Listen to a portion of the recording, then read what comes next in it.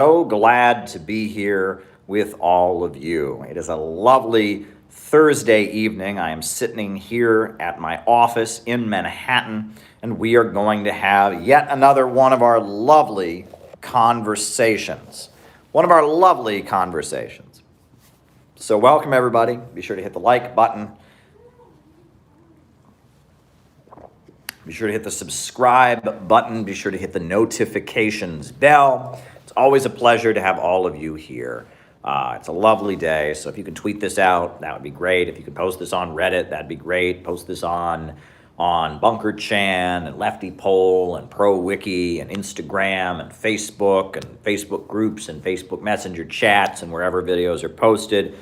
That would be greatly appreciated. I do have plenty of unnamed diet beverage. I'm about to open a can of unnamed diet beverage.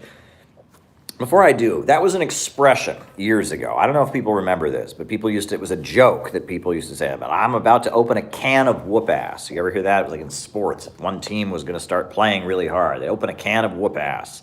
People don't say that anymore, right? It's just that it was one of those old things people said.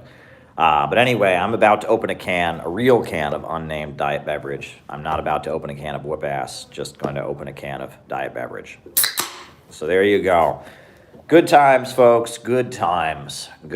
So pouring the unnamed diet beverage. Be sure to hit the like button. Be sure to hit the subscribe button. We are about to be on Rockfin, folks. We're going to be streaming pretty soon on Rockfin. Quite an exciting development. I've got a new camera that's coming in, so I won't be doing it from my old phone. Socialism and Rastafarianism. That's an interesting one. So I won't be doing it from my phone anymore. I'm getting a camera, and that way we can simultaneously stream on YouTube and on Rockfin. We'll have some exclusive streams on Rockfin. Very exciting stuff. So a new camera, a new setup, and it looks like I will soon be able to take calls, phone calls. I will soon be able to have people call in to our show. That's going to be awesome. I can't wait to start taking your calls. That is going to be way cool. Right now I answer your super chat questions. That's in the second half of the show, but pretty soon I'll be able to have people call in. Won't that be exciting? Who's going to call in? I bet there's people in the chat who are going to call in as soon as we start doing that. So very, very good, folks. Welcome. Hit the like button, hit the subscribe button, hit the notifications bell. I already got one super chat, and I already wrote it down, and that will be in the second half of our show. First half of the show is my opening remarks. Second half of the show is your super chat questions. Right down the middle of the show, we have the roll call, where I call you out as I see you, names and locations. That's how we roll. So welcome, everybody. I guess I'll just get into my opening remarks now. Keep the super chats rolling in. There we go. So, folks, I was thinking, what am I going to talk about today? Haas' new Substack article. I haven't read that article. But, folks, I was thinking about what I'm going to talk about today. I was thinking about it today, and I was looking at it. Are we going to talk about the vaccine mandate being overruled by the Supreme Court? And I thought, don't really want to talk about that. And then I thought for a minute, and I'm like, do we want to talk about Vosh drama and Luna and non-compete and Vosh and silly inner leftist drama? And I thought, I don't want to talk about that. Don't really care about that.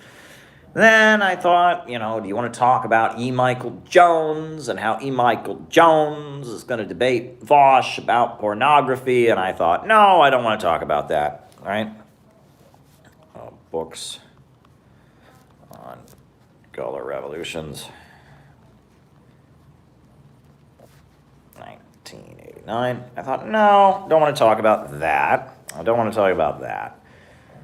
So I thought I would talk about something that's a little bit obscure, but it's something that has played a very big role in my political development. And it is something that I think if you are interested in the kind of politics that we talk about on these streams, you should know about. And that is Marcyism and the teachings of Sam Marcy.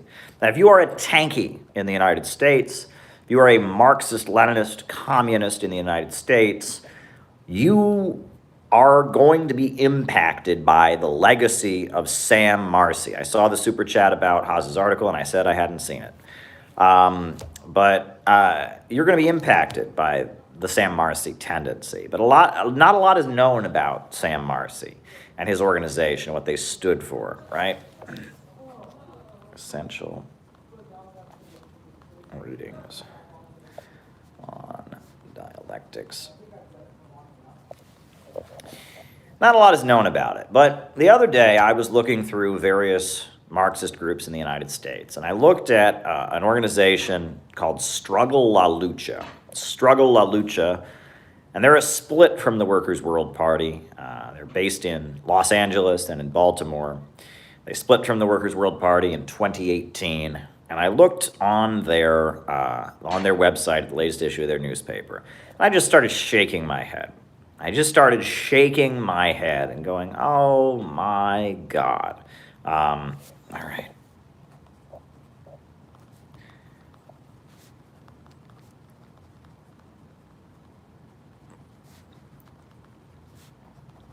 Writing these down.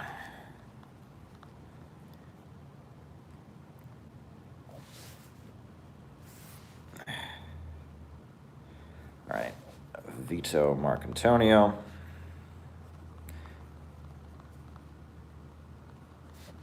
Friend of Puerto Rico. Definitely can talk about that. I started shaking my head because this is yet another Marcyite party, right? And the headlines in their paper, they had two headlines that just made me go. First headline I saw was no support for Ukrainian Rittenhouses. And the article was about how the U.S. government is backing racists in Ukraine. And it was comparing them to Kyle Rittenhouse. And the next article, the next headline was why there is no anti-vax movement in Cuba. And both of those articles, I just made my head want to explode. Now, the Kyle Rittenhouse case. When I first heard about Kyle Rittenhouse, I thought, screw that guy. Screw that guy. And I still kind of feel that way. He had no business going to the protest. He saw protesters on TV. He was mad about them, so he got his gun and he went there. He never should have done that. And doing that in my mind, I mean, I have no love for Kyle Rittenhouse. If you're one of those people that's mad about protests happening and gets in your car with your gun and goes there, fuck you. I don't like you. I have no love for Kyle Rittenhouse. And so based on that, that was my understanding of the case. I thought, fuck that guy. Fuck that guy, right? You know, he's a right-wing guy. He was mad about protesters. He's one of these protest haters. Why don't they all move to another country? Traitors to America, disrespecting our police. So I just thought, screw that guy. But then the trial happened. And I didn't pay that much attention to the trial. I followed it a little bit, and my attitude the same way was, this is just some right-wing dude who went to a protest and shot some people, screw him. But then, he was acquitted, and then I heard what a lot of people said about the case. I heard what Haas said about it. I heard what Jimmy Dore said about it. I heard what the Convo Couch people were saying about it. And honestly, some people feel that he shouldn't have been charged with murder. He should have been charged with manslaughter. Some people feel that it was straight up self-defense. I don't know what to think about it. I still, screw that guy, okay? Screw that guy. But it's a really divisive case. And the fact that many people, even in the progressive camp, said maybe he's not completely, maybe, yeah, he shouldn't have gone there, but there were people shooting at him, and it's more complicated. That made me think, maybe this isn't the issue. Maybe this isn't the issue that we should try to stir people up around. The fact that there is so much confusion about it. And I'm not a fan of Kyle Rittenhouse by any means. I mean, the circumstances through which he went to that protest make him an asshole, in my opinion. But that said, it's complicated.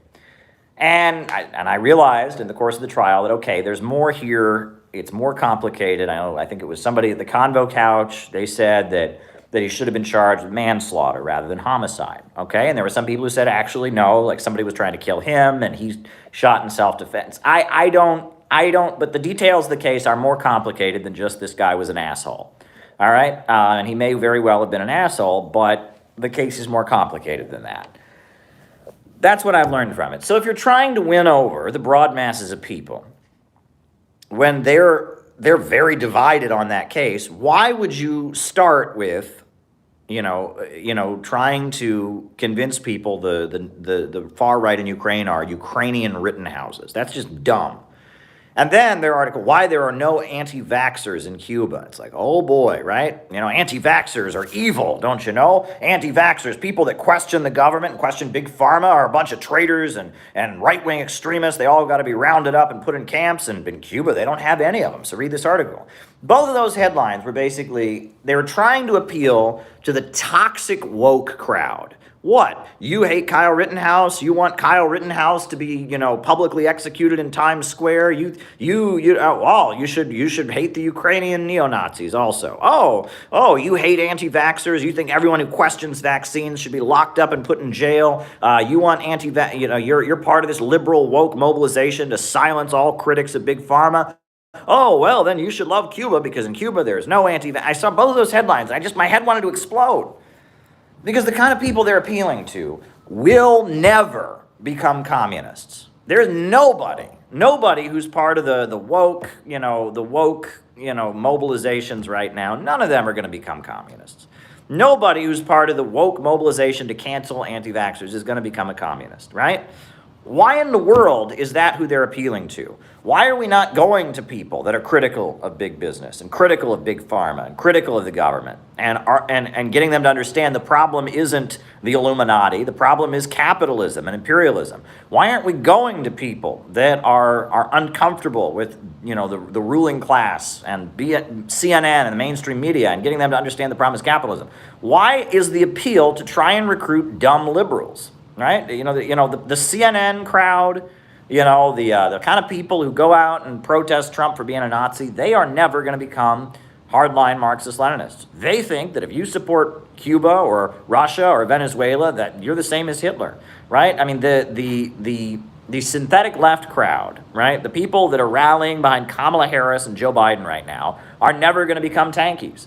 They think that Donald Trump is an agent of Russia. Even though Russiagate has been debunked and discovered nothing, they think Donald Trump is an agent of Russia. They think Trump's bad because he was friendly to North Korea, right? These people hate China, they hate Russia, they hate Cuba, they hate Venezuela, they hate Iran more than average citizens do. Average citizens are tired of these wars. Average Americans realize the government is run by a ruling class, a capitalist class, a billionaire elite that doesn't care about them. These people say, if you think that's a conspiracy theory. What, you think the government doesn't just work for all Americans and it's not a pure democracy? That's a conspiracy theory. You need to have your social media shut down. I don't know. You must be a Russian propagandist spreading disinformation. I mean, the liberals, the mainstream Biden liberal people are the most toxic people in America right now. They think that if you question anything outside the mainstream narrative, you deserve to be silenced on social media, you deserve to have your life destroyed and be canceled. They want you to lose your job, lose all your friends, lose your family connections, right? They want to destroy your life. If you think that the war in Iraq wasn't justified, if you think that Russia is not an evil country that we need to overthrow, if you think that maybe what we're being told about China and Uyghurs isn't true, if you think that, I don't know, maybe there's a little bit of an issue here with these continued lockdowns that are wrecking the economy, if you think that, they want you dead. They want to destroy your life. They want to destroy your career. They want to destroy your friendships. They want to just destroy you. And they are open about it. They want to crush dissent. That is what these people want. The people protesting Rittenhouse, the people protesting against anti-vaxxers and trying to destroy the lives of anti-vaxxers, they want all of us watching this, just watching this. You're engaging with a tanky. You're engaging with someone who's friendly to undemocratic regimes, so they want to destroy you. They want to silence dissent. They think any criticism of the mainstream is a conspiracy theory that needs to be outlawed from social media because it's endangering public health. It's probably a conspiracy from Russia. What, if you think Joe Biden is not a good president, that's probably because you've been watching propaganda from Russia, because everybody knows that America is the greatest, freest country in the world because we're so woke, and we're like so woke over here. These people are toxic. They're toxic. Meanwhile, there's a lot of people that are against the ruling class, against the wars, against the big corporations, questioning mainstream media. And those people, you can talk to them. Now, a lot of them are wrong. A lot of them are just dead wrong. And I mean, they're dead wrong about a lot of things, but you can talk to them, They don't want to destroy you. They don't want to kill you. They don't have a block in their head. That's how these liberals are. They have a block. It's you're like, hey, these allegations they just made about Iran are not true. And they go, oh, must not think that is conspiracy theory. You must be a Trumper. It's like anything. If anyone says anything about mainstream media, anything questioning the lockdowns, anything questioning, if you question any of that stuff, immediately they go, must not think, must not think. It's like they are completely brainwashed. And they want to silence and crush all dissidents. They want to destroy the lives of all dissidents. But that's who this Struggle La Lucha group is trying to recruit. That's who they're pandering to. They're convinced that these people who are just like, we got to find people that are anti-vax and we got to lock them up and destroy them. Well, Cuba has no anti-vax movement. They're not going to like Cuba. Right? You think you're going to go to these people and be like, these people who are all like, anyone who doesn't want Kyle Rittenhouse dead is an evil neo-Nazi, and we got to cancel him, we got to destroy, and you're going to go to them and say, well, in Ukraine, there's a lot of Rittenhouses in the government. You think they're not just as psyched up against hating Russia as they've been for the last 4 years, 5 years now? I mean, it's unbelievable. Why in the world, why on earth would you pander to the liberals, to the brain-dead, conformist, MSNBC crowd? Why in the world would you do that? And why in the world would you, as a movement that claims to be anti-establishment, that claims to be against the government, against the capitalist class, against the big corporations, against the mainstream media, why in the world would you give the middle finger to people that are questioning all of those things, who happen to be right-wing? And why in the world would you pander to people who will never question all of those things and want to silence you for questioning those things, but happen to be left? What in the world is going on? Why are they doing this? I want to shake them.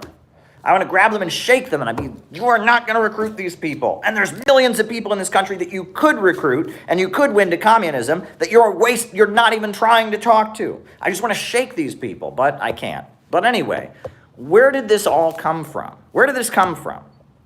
This is the death agony. This is the logical conclusion. This is the played out tactics invented by one man, Sam Marcy.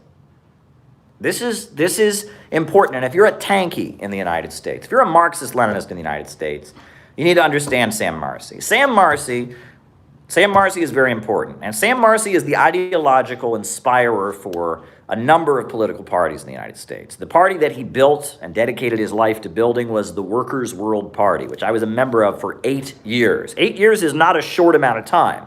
By any means. Now, to be fair, most of the people in the group have been in it for 40. I was in it for 8. And 8 years is not a short amount of time. I joined them in 2007, January of 2007, and I was never expelled. I never resigned, but I was basically not in the group by late fall of 2015. Right, rad libs, right? Rad libs.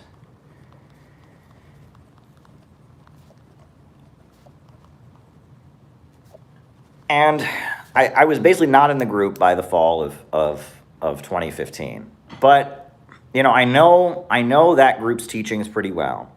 And the Workers' World Party was the party that Sam Marcy built. Now, probably the biggest tanky party in the United States, the biggest Marxist communist group in the United States that's tanky in its orientation is a split from the Workers' World Party, and it's called the Party for Socialism and Liberation, or the PSL. It's led by Brian Becker. and they are a split from the Workers' World Party, the PSL, Party of Socialism and Liberation. Now, in 2017 and 2018, the Workers' World Party collapsed. That was 2 years after I was gone, right?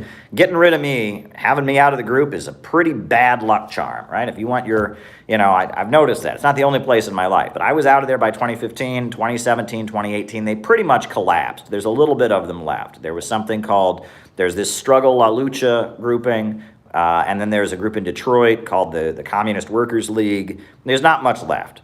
But this is if you are a tanky, if you're somebody who supports China, supports North Korea, supports Cuba, you're an anti-imperialist leftist, you are going to deal with Marcyism. And the Marcyite groups, this Marcyite group that is, it's like, hey, Cuba doesn't have any of those evil anti-vaxxers. Join our group. Hey, the Ukrainian neo-Nazis, they're just like Kyle Rittenhouse. If you want to hang Kyle Rittenhouse in public square, you ought to join our group. That organization is a split from the Workers' World Party in 2017. So you got the Workers' World Party, you got the PSL, the Party of Socialism and Liberation, you got Struggle La Lucha, you got the Communist Workers League. There's one other group. There's another group that's called the New Orleans Workers Group. It's pretty small, led by Gabrielle Gemma. That's Marcyism in the United States. So if you're a tanky, you're going to encounter them. But very little is known about politically who they are and where they came from. And that's what I'm going to spend my opening remarks talking to you about tonight, because I think people need to know this. And this is something I know a lot and I've spent a long time thinking about. So I'm going to tell you about it. That'll be the opening remarks I give tonight. I also did a pretty good podcast. You can find it on YouTube with Brenton Langle called The Legend of Sam Marcy. Where I included a lot of historical photographs, a couple clips of Sam Marcy speaking. So you can check that out as well if you want, more information. Sam Marcy was born in Ukraine. And he was born in Ukraine in the year of 1911. And he was from a Jewish village in Ukraine. And he had childhood memories, very vivid childhood memories of when the Red Army saved his family. The Red Army rescued his village. The White Army during the Russian Civil War, the Tsarists and the Mensheviks were notoriously anti-Semitic. They killed a lot of Jewish people. So the Red Army, the Bolsheviks, protected his village. And he remembers that as a child. He remembers the Red Army soldiers and how they gave people cigarettes, which was a very kind thing to do. Sam Marcy, a small child in Ukraine in a Jewish village. And he was a small child. His family was protected and rescued by the Red Army during the Russian Civil War. And his family moved to the United States. And he lived in Brooklyn. And as a teenager in Brooklyn, he joined the Communist Party of the United States. There was a Great Depression going on, you have to remember. People were literally starving to death on the streets of New York City and many other cities. And in Brooklyn, New York, the Communist Party was a very big and effective organization. And he joined the Communist Party, and he actually became the leader of the Young Communist League in Brooklyn. He was the president of the Brooklyn chapter of the Young Communist League. And Sam Marcy, he was involved in labor union struggles. He was involved in the struggles of unemployed workers. He worked to unionize a laundromat. He worked at a laundromat as a teenager. He worked washing people's clothes.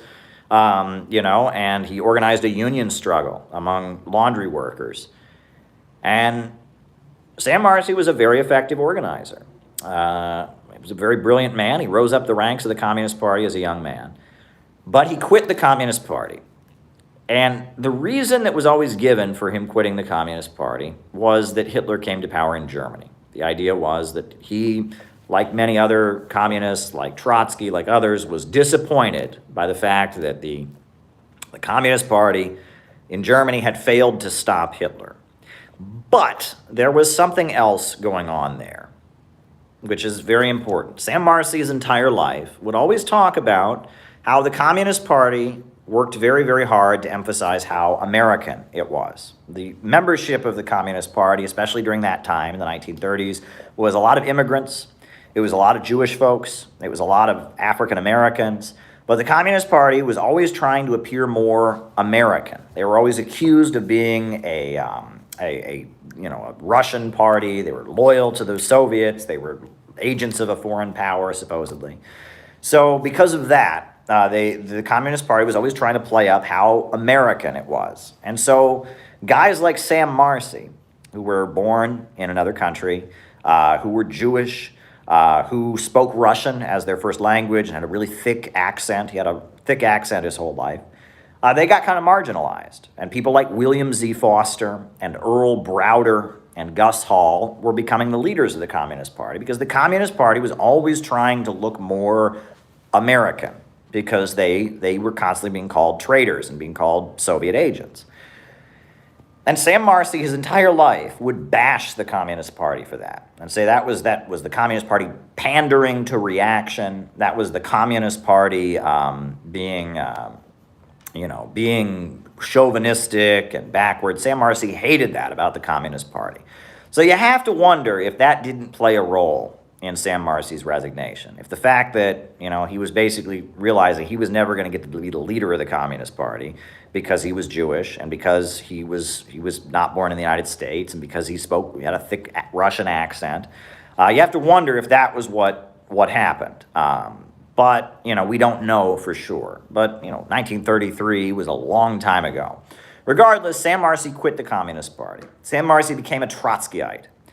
And he joined the Trotskyist movement in New York City, but he never fit in with the Trotskyites. The New York City Trotskyites were all the college professors and intellectuals and all kinds of people who didn't get along with the Communist Party. The Communist Party, was this mass organization aligned with the Soviet Union. And the Trotskyites were this free-for-all, this catch-all party for people who didn't get along with the Communist Party. And it tended to be more middle-class people. It tended to be people who just hated the Soviet Union, didn't like the Soviet Union. And Sam Marcy did not get along with the other Trotskyites. Now, New York City Trotskyism was led by the folks that have been labeled the New York intellectuals. And if you go, there's a very good book by Alan Wald. It's called The New York Intellectuals, and it's about these people. The New York City Trotskyites, the New York City wing of Trotskyism, became neoconservatives. Max Shachtman, James Burnham, Martin Aburn. These people all became neocons. During the post-World War II years. But, 1939, James Burnham, Max Shachtman, Martin Aburn, they all broke with Trotsky and quit the Socialist Workers' Party because they said the Soviet Union was not a deformed workers' state, right? These are people that were middle class, that were academic, and were anti-communist to their core. Sam Marcy was not an anti-communist. Sam Marcy loved the Soviet Union. He loved the Soviet Union. He just had a falling out with the Communist Party. And he never fit in among the Trotskyites. But he met a Broadway actor. There was a Broadway Shakespearean actor named Vince Copeland. And they became friends. And Sam Marcy and Vince Copeland and Dorothy Bland and others, they all decided, okay, we're never going to get along with the Trotskyites of New York City because they're so anti-communist. So they moved to Buffalo, New York, and they started their own wing of the Trotskyite movement in Buffalo, New York. And there were no other Trotskyites in Buffalo, New York, so they were the only ones. And so they ran a branch of the Socialist Workers' Party in Buffalo, New York. And my understanding was, in Buffalo, New York, they could kind of do their own thing, and their version of Trotskyite activism was much more pro-Soviet. After World War II, the McCarthyism started in the United States. There were witch hunts. And there were witch hunts. I mean, the FBI went after communists and, communists couldn't get jobs, etc. So most of the Trotskyites supported that because they hated the Communist Party. They hated the Soviet Union. They thought, oh, good, the Stalinists are finally getting theirs. But Sam Marcy and his wing of the Trotskyite movement supported the Communist Party. They protested in support of the Rosenbergs.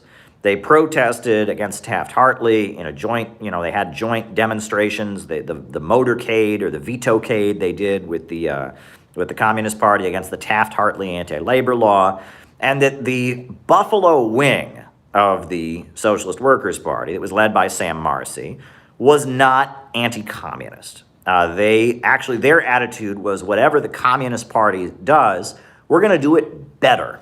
Instead of trying to oppose the Communist Party, if the Communist Party is marching for civil rights, we're going to march for civil rights, but we're going to do it in a more revolutionary and better way. If the Communist Party is marching to free the Rosenbergs, we're going to march to free the Rosenbergs, but we're going to do it in a more revolutionary way, right?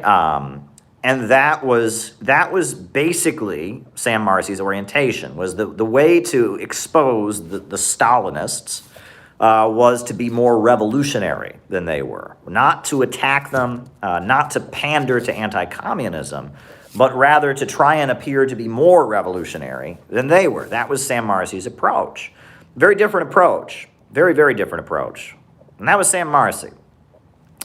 So then, 1956 was a very pivotal year in the history of international communism, right? Stalin died a couple years before that. Khrushchev came to power in the Soviet Union, and Khrushchev gave the secret speech at the 20th Party Congress of the Soviet Union. And Khrushchev ran Stalin's name through the mud. He said Stalin was awful, Stalin was horrible. Khrushchev threw Stalin under the bus at the 20th Party Congress, the infamous secret speech. A very big deal to have the leader of the Soviet Union just running Stalin through the mud, running down Stalin, right? Stalin's successor, Khrushchev, ran Stalin through the mud. Most of the Trotskyites loved that, and they said, see, even the leader of the Soviet Union says that we were right about Stalin all along. Khrushchev says that we were right, and they thought the secret speech was great. Sam Marcy said the opposite. He said that the secret speech was a gesture of submission to the imperialists. It was U.S. imperialism was threatening the Soviet Union. Stalin had died, and so Khrushchev was saying, don't worry, I'm not a radical. I'm not a radical like Stalin. I'm a moderate. Sam Marcy saw the secret speech in a negative light, and he thought, despite being a Trotskyite, that Stalin was better than Khrushchev. That Stalin was more revolutionary than Khrushchev. That was Sam Marcy's analysis. And that put him at odds with the rest of the Trotskyites, because most of the Trotskyites hated Stalin so much, they thought Khrushchev was great because he was exposing Stalin's crimes. Sam Marcy said, no, this is coming from the right. This is pandering to the imperialists. And then, in 1956, later that year, there was the Hungarian uprising. And in Hungary, there was an uprising against the communist government. Most of the Trotskyites thought it was great, and they said Hungary is great. It's an uprising against a communist government, and they supported it. But Sam Marcy said, no, this is an anti-communist uprising. This is a fascist uprising. Cardinal Mindszenty, the leader of it, this Catholic priest who had worked with Hitler and worked with the Nazis, the U.S. government that's supporting this, and now we know the CIA was involved in that uprising. This is a fascist, anti-communist uprising. And so when the Soviet Union sent troops to crush the Hungarian uprising in 1956, Sam Marcy was the only Trotskyite to support it. And it became pretty clear that Sam Marcy and his position was at odds with the rest of Trotskyism. Most Trotskyites, they loved the secret speech, they hated Stalin. Sam Marcy said, well, Stalin was bad, but he was way better than Khrushchev. Most Trotskyites supported the Hungarian uprising. Sam Marcy said, this is a fascist, anti-communist uprising. We can't support it. Over the course of decades, Sam Marcy's political line was clearly at odds with the rest of the Socialist Workers' Party. Another example, 1948, Henry Wallace ran for president. Henry Wallace was this, former vice president who ran for president against McCarthyism. Sam Marcy wanted to endorse Henry Wallace because he was leading the charge against McCarthyism. He was an anti-imperialist candidate. And he said, the Communist Party has endorsed Henry Wallace. We need to endorse Henry Wallace as well. Well, the Trotskyites said, oh, no, we're not going to endorse Henry Wallace. He's too friendly to the Soviet Union, and he's not really a communist. He's a Democrat. So and the Trotskyites wouldn't support Henry Wallace. Sam Marcy supported Henry Wallace, and he wanted the Communist Party, or he wanted the Socialist Workers' Party to support Henry Wallace. So over the course of decades, Sam Marcy just realized that his political line was at odds with the rest of Trotskyism. Trotskyism was becoming anti-communism. Sam Marcy was a tanky. I mean, there was no word for tanky back then, but even though he didn't get along with the Communist Party, even though he liked Trotsky, his worldview was a tanky, pro-Soviet worldview, and the worldview of the Trotskyites was an anti-communist one. So in 1959, Sam Marcy and his followers, that were known within the Socialist Workers' Party as the Global Class War Tendency, they resigned and they quit. They formed a new party that I think for the first year they didn't have a name, but after a year they called themselves the Workers' World Party. The Workers' World Party. And they were a small communist group in the United States. I think it started out with like 30 members. And they were a small communist group in the United States that was supporting the Soviet Union, was supporting Mao, considered themselves to be Trotskyists. They were this communist group. Now, what's interesting is Sam Marcy loved Mao. And when the Soviet Union and China had their falling out, he loved Mao. He thought Mao was way more revolutionary than Khrushchev. And so he tried to establish a relationship with the Chinese government. And it's very funny because the Workers' World newspaper had pictures of Trotsky in every issue of their picture. They had a picture of Trotsky on the masthead. And so the story that I heard is they went to the Chinese government officials, and they said, all right, we want to support you. And they said, okay, bring us every copy of your newspaper. So they brought them a few issues that didn't have Trotsky's face in it. And they said, we want you to bring every issue of our newspaper. So they brought them a few more issues that didn't have Trotsky's face in it. And they said, no, we want you to bring every issue of your newspaper. So they finally brought them every issue of their newspaper, and they saw the Trotsky face on it, and the Chinese folks never talked to them again. But Sam Marcy also loved black nationalism. He loved Malcolm X. He was in New York City. Malcolm X was a very important figure in Harlem, and he loved black nationalism. And so the Workers' World Party became known as this group of pro-China communists in New York City who supported Malcolm X and supported black nationalism. And at the 1963 March on Washington, my understanding is that many of the Workers' World Party members didn't even want to go. They said that Martin Luther King is a reformist, he's a sellout, he's not a revolutionary. They didn't want to go. But Sam Marcy knew that the March on Washington, where Dr. Martin Luther King gave his I Have a Dream speech, was so important that what he did was he convinced them to go, but when they went, they distributed Mao's statement supporting civil rights and supporting Dr. Martin Luther King. So they distributed over 20,000 copies of Mao Zedong's statement supporting the civil rights movement with the headline, "1/4 of humanity is on your side. China is on your side." And that's what they distributed to the civil rights marchers. Beautiful intervention, right? The civil rights march in 1963 was pretty liberal. They wouldn't even let John Lewis speak and others, but the communists, they went and they distributed 20,000 copies of a statement from Mao showing that the Chinese government supported the Civil Rights March. But it was always kind of a small group at the beginning. But then as the 1960s got going, right, and you started having big anti-war protests and big demonstrations, the Workers' World Party started recruiting people because most of the communist groups didn't support the militant street protests. Apparently in the 1960s, there were a lot of people who would just go out and fight the police at anti-war rallies. And they would just go out and fight the police.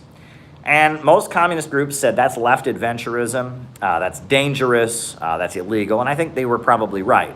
But Sam Marcy and the Workers' World Party, even though they knew that a lot of these young hippies that were going out and fighting the police were middle class, even though they knew they weren't communists, they supported it. And they oriented their members to go and join these protests that were militant, right? And that a lot of these protesters weren't even that political, right? It'd be like young hippies with long hair and beards, and they would chant, "Smoke dope, get high, all the pigs are gonna die. Smoke dope, get high, all the pigs are gonna die." Well, the Workers' World Party people would go and join these demonstrations. And they had a youth group called Youth Against War and Fascism. Youth Against War and Fascism. And YAWF, Youth Against War and Fascism, was this street-fighting youth group that Sam Marcy led. And they would wear football helmets so that the police, when they knocked them on the head, they didn't get knocked on the head. And they would wear football helmets to protest, and they would wave the flag of the Vietnamese National Liberation Front, and they would chant, "Ho, ho, Ho Chi Minh, the NLF is going to win." And they were known for breaking store windows, and they were street-fighting radicals. And because Sam Marcy and his group supported the street-fighting radicals, they started to grow very rapidly by the late 60s and early 70s. And they, by the early 70s, the Workers' World Party was about 1,000 people. It was about 1,000 people. It went from like 30 people to about 1,000 because they recruited a lot of these street-fighting young people. And so they became kind of a major political party, the Workers' World Party, the Youth Against War and Fascism. But then the political upsurge ended, right? The 1960s was over, right? People weren't protesting in the big numbers that they had been. And so then Sam Marcy oriented the party to do what he called face to the masses. What that meant was that they were going to go into working class neighborhoods. They were going to go into working class neighborhoods, and they were going to build economic organizations that fought for things like jobs and schools and housing.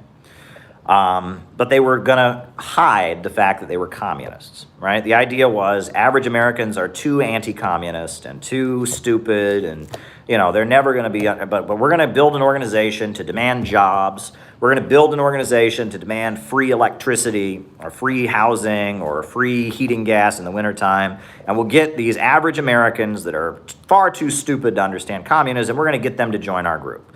And so they formed the Center for United Labor Action, the CULA, it was called, the Center for United Labor Action. And in working class neighborhoods across the country, they formed these groups that would fight for health care, fight for jobs, fight to support labor unions. And that was what they did. But they always hid they were communists. They made it a big secret that they were communists because they were convinced that average working class people were too anti-communist. So they didn't really recruit people, right? The party was almost like a secret society that organized these militant demonstrations around economic issues. And that was what they called the turn to the masses. Then in 1974 in Boston, there were racist riots that took place. There were these racist riots against school busing. They were starting to integrate the schools in Boston, with school busing so that white kids and black kids were bused to different schools. So they'd all go to the same schools. And a lot of the racists in Boston didn't like that. And they started bombing school buses and rioting and attacking, black kids who went to schools in white neighborhoods, etc. So the Workers' World Party organized a demonstration called We Say No to Racism. And it was a very big demonstration. And it was the first time the Workers' World Party had ever organized a national protest. People from all over the country went to Boston to join the We Say No to Racism protest that happened in 1974. It was a really big deal. But the Workers' World Party kept itself secret. They never talked about communism, and Democrats spoke at the rally, Democratic Party members and elected officials, and it was basically just this, this liberal rally, I guess, against racism. But it was very big. It was very effective. A lot of people came to it, and it was a very, very big demonstration. Say no to racism. And throughout the 1970s, gradually, the Workers' World Party started becoming the party that staged protests in Washington, D.C. Right? The Socialist Workers' Party, the Trotskyites had been doing that. They had been the ones that organized big anti-war protests during the Vietnam years. But they were falling apart. They had sued the FBI for infiltrating them, and members all thought everyone else was a member, and the Socialist Workers' Party was falling apart throughout the 70s. So as the Socialist Workers' Party fell apart, the Workers' World Party stepped up to the plate, and they started organizing anti-war protests because the Socialist Workers' Party couldn't do it anymore. The first major national protest they organized was in 1981, right? Is this left's? All right, wrote it down. 1981, right after Ronald Reagan got elected, they organized a big protest in Washington, D.C., about 100,000 people. It was called the People's Anti-War Mobilization. was a huge demonstration, the biggest anti-war protest since the Vietnam War years. It was called the People's Anti-War Mobilization, the People's March to the Pentagon. And it was big. And, the Moonies, the Unification Church, attacked it. And, there were fights. The Moonies attacked it with baseball bats, and there were fights. But it was a big demonstration. And it was the first national anti-war protest to have a gay or lesbian speaker. It was the first national anti-war protest to have a Palestinian speaker. And it was this huge mobilization. And it was the Workers' World Party, and they teamed up with the Communist Workers' Party, which was a Maoist group, and they teamed up with, some other forces, and they had this big anti-war rally. So that was pretty neat. And that became what the Workers' World Party did, is they staged national anti-war protests around liberal issues. And often these rallies had very liberal names. They would be a march against Reaganism, right? That was just basically a march against Ronald Reagan, a Republican president. People's March Against Reaganism. They actually had a rally in 1989 called "We Won't Take 4 More Years." I mean, that just sounds like a Democratic Party rally, right? We won't take 4 more years. It was a rally against Republicans, basically. But they made a point. They would have these rallies, People's March Against Reaganism, we won't take 4 more years, but then they would include every issue under the sun, right? It would be, they would include the Philippines and legalizing marijuana and, political prisoners and they would include every issue you ever heard of, right? They had big national protests that included every issue under the sun, right? And that was and this is what I'm getting to, which is this is the orientation that Marcy gave his followers in the final years of his life. He said that our job, basically, or their job as a Marxist-Leninist party was to, quote, take over the movement. Take over the movement. The idea was that there was what you call the movement, people who protested the Vietnam War, the old hippies from the 60s, the people on college campuses who were interested in communism, the black revolutionary current. And the job of the Marcyites and the Workers' World Party was to take over the movement, right? They were going to get the permit. They were going to set up over the movement. And that was how they were going to be the leaders. Books by Marcy. That was how they were going to become leaders of the revolution. And Brian Becker, who's now the leader of PSL, was the best at this by far. Brian Becker knew how to do this, right? And he was like one of Marcy's top guys. And he knew how to organize a protest in Washington, D.C., how to get the permits, how to get the stage set up. And this was Brian Becker, Gloria La Riva, Richard Becker, Sarah Flounders. These people, that's how they learned to operate, is they were really good at what Sam Marcy taught them to do, which was take over the movement. They organized something called the All People's Congress in Detroit during the early 90s. And it was a big gathering in Detroit of various progressive, leftist, communist groups. And that was what they were trying to do, was take over the movement. And a lot of times people never heard of the Workers' World Party because the idea was, well, if we tell people what we believe, if we tell them that we support North Korea, if we tell them that we're hardline communists, that'll scare them away. So they they always had a front group, right? It was always the All People's Congress or the People's Anti-War Mobilization or the Movement for a People's Assembly. They always had another name. And they would never tell you straight up they were communists. They were just progressive activists. They were just people who were against racism. And they would organize these big protests in Washington, D.C. And it was always, again, average workers are way too stupid, to understand communism, of course. So we gotta trick them somehow. It was a little sad, but that's how they operated. They were the Marcyites. Now, Sam Marcy, this is kind of funny. He was a very brilliant economist. He understood economics very well. And he made a lot of very, very, very good economic forecasts. But before he would make his economic forecast, he would often say, now, I have no crystal ball. I have no crystal ball. And that became kind of a cliche, and that whenever any Workers' World Party person would get up, they'd say, now, I don't have a crystal ball.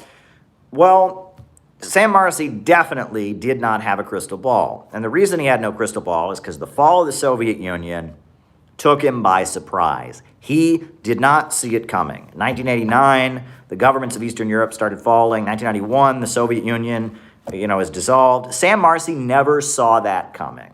He didn't see it coming by any means, and it shocked him. He had no idea that would happen. And he watched it, and he had no clue what to do. I mean, he never saw it coming. And there's a reason he never saw it coming. And the reason that he never saw it coming was because he was trying to take over the movement. The orientation that the Soviet government had was that the main enemy was Ronald Reagan. The main enemy was Republicans. The main enemy was conservatives, right? And it's not the conservatives who brought down the Soviet Union. It was the liberals. It was the liberals. It was the synthetic left who went over to the Soviet Union and cultivated the Gorbachev wing of the Soviet Communist Party. That the fall of the Soviet Union was not carried out. I mean, yes, Ronald Reagan escalated military spending, and that hurt the Soviet Union. But overall, it was Democrats, liberals, democratic socialists, the people who protested at the time of the fall of the Soviet Union, the people in the streets of Prague, the people in the streets of Berlin, of East Berlin, the people who marched for Yeltsin, a lot of them thought that they believed in socialism. A lot of them thought that they believed in Marxism. They just wanted socialism with a human face, right? And they liked blue jeans, and they liked Beatles music, and they liked the Western left.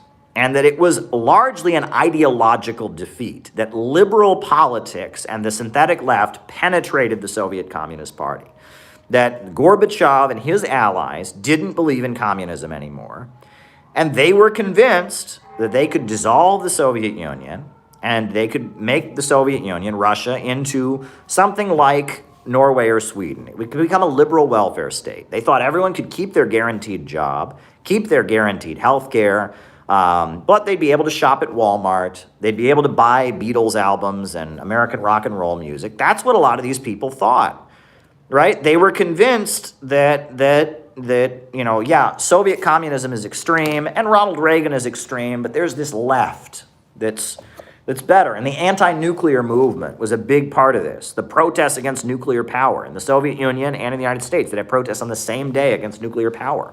And it was largely this kind of pessimistic, hippie, middle-class left.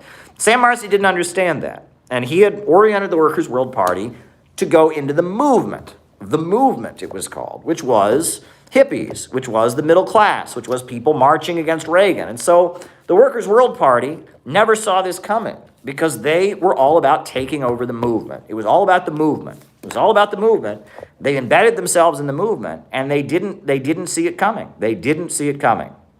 The Soviet Union was brought down ideologically. It was brought down by the synthetic left. It was brought down by, liberal synthetic left politics trickling into the Soviet Communist Party and making it more and more of a non-revolutionary party, a non-anti-capitalist party, that eventually Gorbachev came in and surrendered and threw in the towel. And Marcy, his whole orientation had been take over the movement, build the movement. It's the movement, man. We got to build the movement. We're going to become leaders of the movement. And that was a big mistake. And that's why he didn't see the fall of the Soviet Union coming.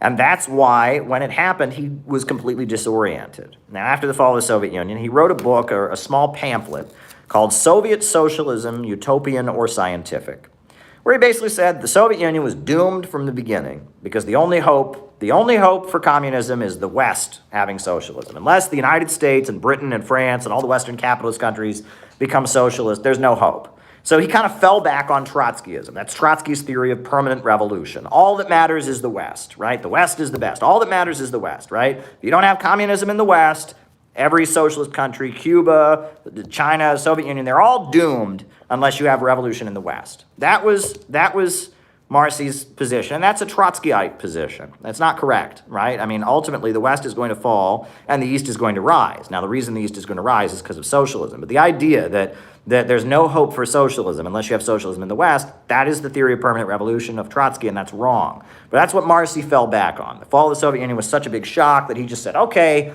and he just diverted back to Trotskyism. Okay, well, of course it fell because the only hope is the West.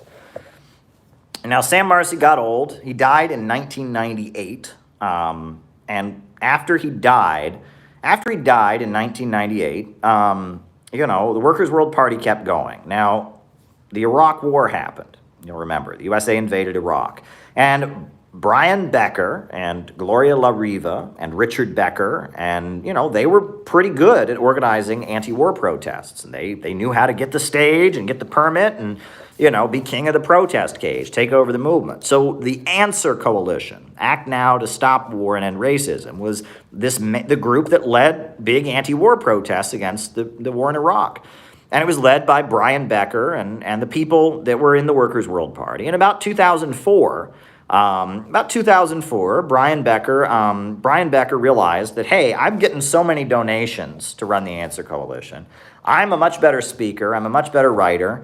I know how to get along with people and organize people way better than the rest of the party did. And so he said, fuck it. And he just changed the locks on all the offices. And so the Washington, D.C. Workers' World Party office, the Chicago Workers' World Party office, Los Angeles, San Francisco, they quit the Workers' World Party and they became the PSL, the Party of Socialism and Liberation. And it was just kind of it was just like, hey, why am I still in this group? I'm way better than them. I'm bringing in more money than they are. I'm slicker. I'm a better speaker. I'm a better writer. And they are. PSL they're better. I mean, they're better at it than the Workers' World Party is. And I was in the Workers' World Party for 8 years. I was in it for 8 years. We hated PSL. PSL were traitors and sellouts. But I'll just be honest with you. PSL is much slicker at what they're doing, right? They have better posters. They have better newspapers, right? Ooh, predicted. They're better at it. PSL are just better at it. But regardless, right? The Workers' World Party, the Party of Socialism and Liberation, the Struggle La Lucha, the Communist Workers' League, they all still have the same orientation. Take over the movement. That is their orientation. Take over the movement. Basically their attitude is, people that are liberals, whatever the liberals are doing, whatever is trendy among the liberals, we have to somehow maneuver to be in charge of it. If the liberals are protesting Kyle Rittenhouse, we have to somehow, maneuver into the protest against Kyle Rittenhouse so that we have the permit and we have the stage, and that makes us the vanguard. If the liberals are protesting against Donald Trump, we have to somehow maneuver into getting the stage and getting the permit and being the leaders of the anti-Trump rally, and that is how we, can become leaders of the movement. And that's the orientation that Marcyites have. So whatever the liberals are doing, whatever's trendy among the liberals, we do it. And then we become the vanguard. Take over the movement. That is their attitude. And that's why they spent decades organizing the People's March against Reaganism. We won't take 4 more years. That's how they operate. And honestly, as much as it didn't prepare them for the fall of the Soviet Union, there was a logic to it. Because the liberals wanted to negotiate with the USSR. They wanted to negotiate, do business with the USSR, have less sanctions. The conservatives, like Ronald Reagan, wanted to escalate the arms race. They were considered to be the main primary threat. The ideological threat from the liberals was overblown, or was underestimated. And that's why they didn't see it coming, but they made sense. But now, fast forward to 2021, things are completely different. Things are completely different. Liberals are more anti-communist than conservatives are. And you might not think that on the surface, because a lot of these conservatives are always going around, so-and-so's a communist, it's Marxism. But when it really gets down to it, Donald Trump negotiated with North Korea. And the CIA and John Bolton wrecked it. The conservatives are constantly being accused of being agents of Russia and supporters of Russia. Donald Trump is constantly being compared to socialist governments around the world. Ron Paul, Ron Paul was a big deal. He was a right-winger who was anti-war, and he kind of became the face of non-interventionism.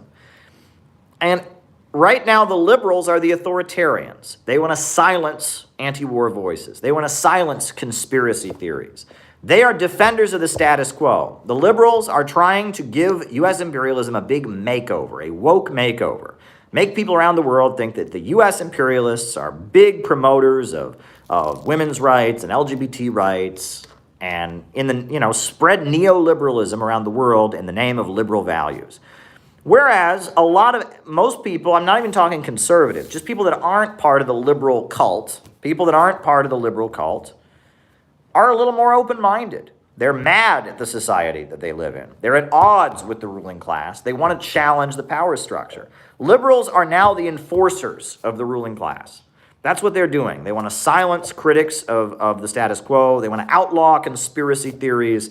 They compare Republicans to right-wing governments or to anti-imperialist governments around the world they want to overthrow. And you saw Vosh on his stream basically saying that that Jimmy Dore and Jackson Hinkle are fascists and they're supporting right-wing governments around the world. Well, I mean, if you think Venezuela and Cuba and China are right-wing governments, you have no idea what you're talking about.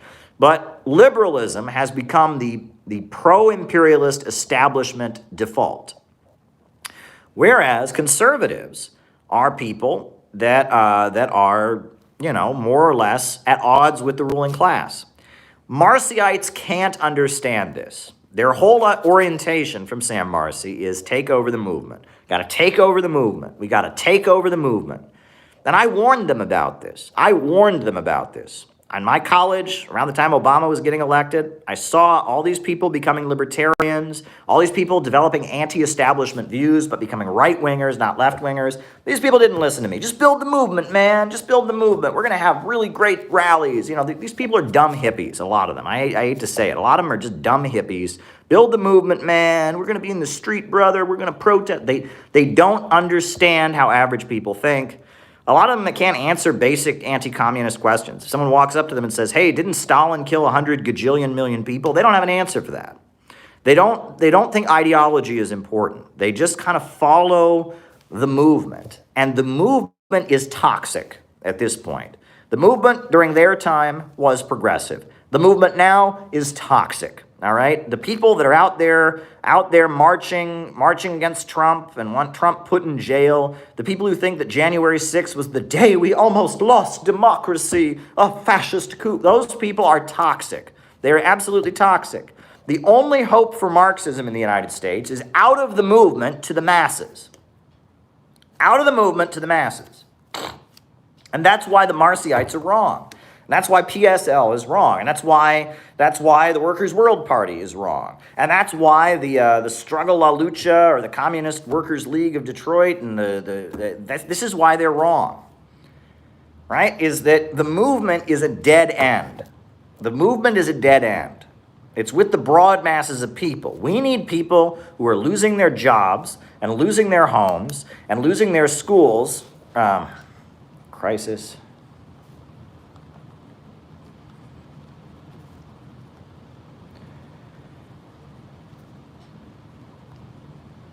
And are mad about it, not to think the problem is the Illuminati, and not to think the problem is the Jews or the problem is the immigrants, but rather to think the problem is capitalism. That's what we need. We need to get to Americans who are suffering and angry right now and ready to fight, and get them to understand that the Cubans and the Iranians and the Russians and the Chinese are on our side, and that we have a common destiny with the people of the world against the imperialists. That's what we need to be doing right now. We need low-income, working-class Americans, black, white, Asian, Arab, Latino, to realize that U.S. imperialism is the main danger to the people of the world. That's what we need to be doing. We need to be going to the people that are at odds with U.S. society, the people that are at odds with U.S. society, the people who think the government's full of lies, the people who don't trust the mainstream media, and win them to see that Marxism and socialism is the answer, and that around the world, the revolutionary forces of anti-imperialism are their allies. That's what we need to be doing. We do not need to be pandering to the movement. The movement is a dead end. You know, Edward Bernstein, who was the founder of revisionism, Edward Bernstein, he said, the movement is everything, the goal is nothing. And that's what Marcyism has degenerated into. The movement is everything, the goal is nothing. It's just about building the movement, man. We're going to build the movement. At this point, the movement has become a dead end. It's time to get out of the movement and get to the masses. And this is the flaw in Marcyism. Sam Marcy couldn't understand that the liberals and the ideological penetration by the liberals brought down the Soviet Union. Sam Marcy couldn't understand that taking over the movement, was not the answer. And that's the problem. PSL, Workers' World Party, the Struggle La Lucha, the Socialist, the Communist Workers' League of Detroit, all the Marcyites, they still have this orientation about the movement. They are movementarian revisionists or movementist revisionists. We have to get to the broad masses of people. Vladimir Lenin, he very famously said in his book, in his essay, Imperialism and the Split in Socialism, if we wish to remain socialists, we must go lower and deeper to the real masses. We must go lower and deeper to the real masses. Out of the movement to the masses. Lower and deeper to the real masses. That was what he said. That we're never going to be able to be king of the socialist movement. And Lenin understood this. The opportunists he talked about, the Labour Party in Britain, the Social Democrats in Germany, that the opportunists, the fake socialists, the pro-imperialist ruling class, they will always be able to dominate left-wing spaces, right? That they will always be able to have better newspapers, better books, better YouTube channels. They'll always be able to out-whiz-bang the working class, right? They are always going to be able to dominate socialist spaces. The way for real communists to win is not to compete with them. We're never going to be king of the movement. We are going to organize the masses. That is the hope. We are never going to dominate the movement. The movement is always going to be dominated by pro-imperialists, by social democrats. That's who is always going to dominate the movement because the ruling class supports them. The ruling class supports them and it uses them as a mechanism to control anti-imperialist thought. The way that communists win is they get to the real masses. The Communist Party of the United States, they didn't become a huge success in the 1930s because of the fact that they were just better at the movement than the Socialist Party was. What they did is they organized unemployment councils. And they led working people to fight for their rights. That's how they moved ahead. And the same for the Black Panthers. The Black Panthers, they didn't become the leaders of the black community because they were just better speakers and writers, and they were fighting with moderates and the NAACP for the stage. They built a free breakfast program. They engaged in armed patrols. They went out of the movement into the masses. That is the strength. That is the strength. You're saying the division is imperialist and anti-imperialist, not liberal and illiberal or nationalist, correct?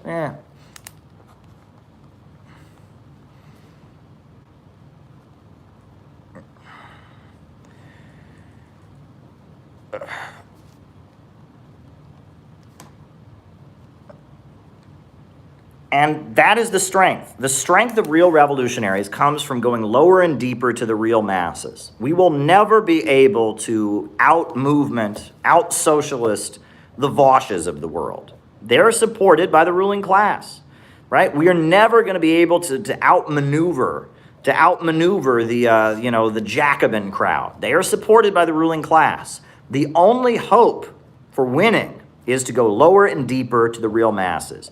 We have to organize the broad masses of people and win them over. We're never going to be able to dominate the movement. Trying to take over the movement is a dead end. The only reason the Marcyites had so much success taking over the movement was because at that point in the 80s and 90s, the ruling class was demobilizing the movement. They didn't feel there was no big socialist upsurge among the masses. And because there was no big socialist upsurge among the masses, they didn't dispatch their elements to dominate leftist circles. And there weren't many people having protests in the 80s and 90s, so they were able to kind of get to the front of the people who were. But in a context, in a period where there is capitalist unrest, there is instability, when the ruling class is trying to control the message around socialism, we can't compete with the fake socialists. We can't compete with them in who's the best socialist. We can only compete with them by getting to the masses. We all need to learn. I work with the John Brown Volunteers. They're doing an amazing job in Texas right now. If you want to send them a donation, there's a link down below. You can send them a donation right now. There's a link, to support their work. And we're about to have a big event in Texas. We're going to have a big event in Texas in mid-March. I am going to Texas. And I am, I'm going to be in Texas giving speeches in Texas, speaking to the masses. We're going to have some great events out there. We're doing it, right? We are getting out of the movement. We are getting to the masses. We are getting to the masses. That's what we're doing. And, Char Char Darling's out there in Texas, and Keaton's out there in Texas, and Madeline's out there in Texas, and there's San Angelo Solidarity, and Joey, and San Angelo Solidarity, and David Cedillo is doing great work, and Christina, and they're doing great stuff out there. Logan, another guy, is great. I talk to these people on the phone or on Skype all the time. They're doing amazing work with this San Angelo Solidarity group and with some of the contacts in Austin and other places. And I can't wait to get down there and have an amazing event with these people, because this is what we need to do. If we want to win, we have to get out of the movement and get to the masses. We need average Americans who are suffering right now to understand that the problem is capitalism and socialism is the solution. And that's what we have to do. We have to get out of the movement and get to the masses. And Marcyism fails to do that. And who knows, if Marcy was around today, if he was still alive somehow, he might agree with me. I don't know. Maybe not, but, maybe he would. I don't know. But the Marcyite orientation, take over the movement of movementarianism, must be repudiated. The way PSL operates, what is the PSL doing now? They got Kyle Rittenhouse kicked out of his college in Arizona. Oh boy, good for you. CNN probably agrees with that.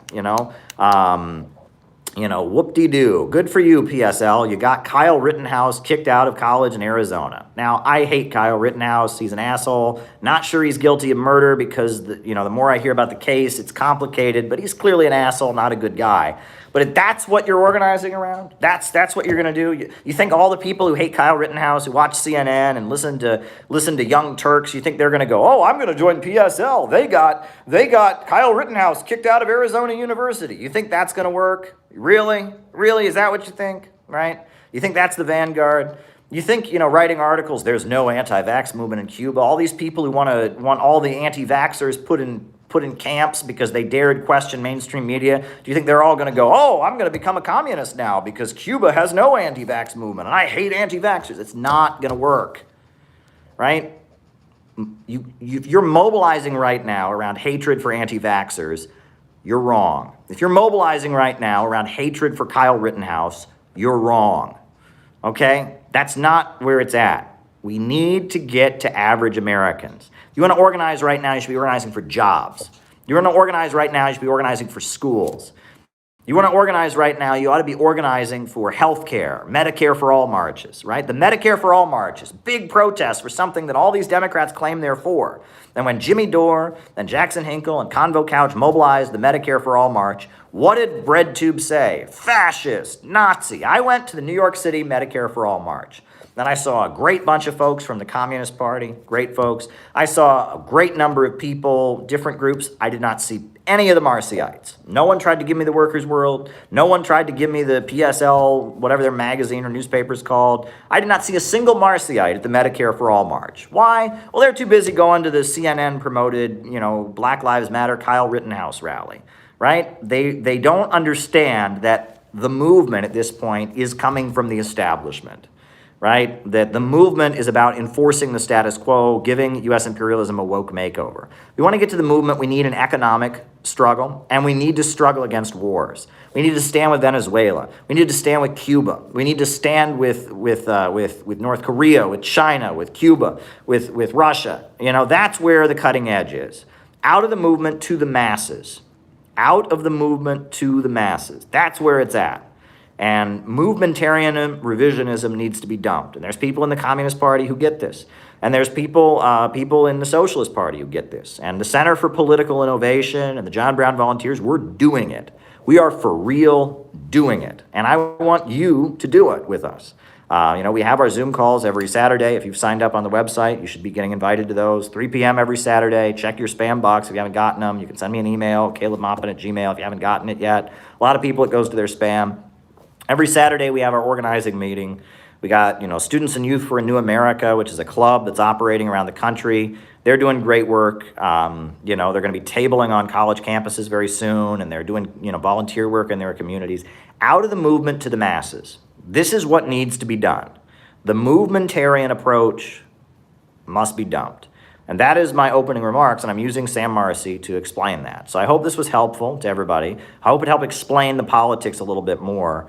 I hope this was helpful to folks. So hit the like button, hit the subscribe button, hit the notifications bell. We're going to be on Rockfin very soon. If you want to send a donation to the John Brown Volunteers, just hit that link down below.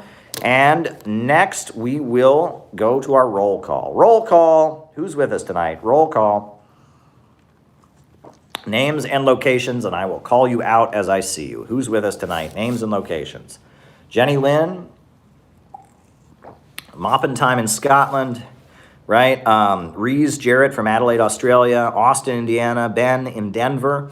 Micah in Las Vegas, Danny in Boston, Massachusetts, Melbourne, Australia, Mexico, Fairmont, West Virginia, Calamont, Michigan, San Angelo, Texas, Char Darling, Ben in Edinburgh, Scotland, Arturo in Alaska, JT24 says out of the movement to the masses. Tristan's in the East Coast. Shout out to you, Tristan. You're awesome. Greenville, South Carolina, Robert from Hawaii, Neil Frazier in Hong Kong, Bob Troy in New York, right? Cincinnati, Ohio, Jenny Lynn, Bradley Wasser in St. Louis, Corona, California, South Florida in the house, Belize, Joey, Ash in Chicago, D in Dallas, Deborah in Mexico, right? Jeffersonville, Indiana, Tulsa, Joshua Tree, California, Temple City, Revolutionary, Ohio, California, Kendall, San Diego, Springfield, Missouri, Iceland, Quinn and Meredith in Eatonville, Washington, Lily in Boston.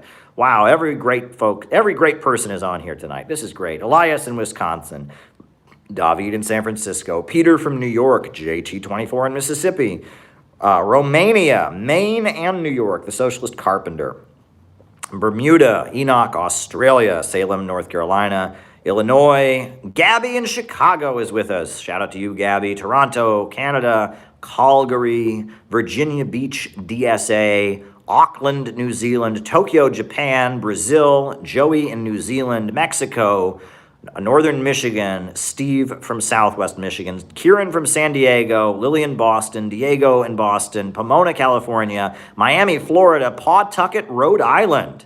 It's like an episode of Family Guy. Austin, Texas, Sydney, Australia, Helen in Melbourne. Helen Woolley's with us. Shout out to you.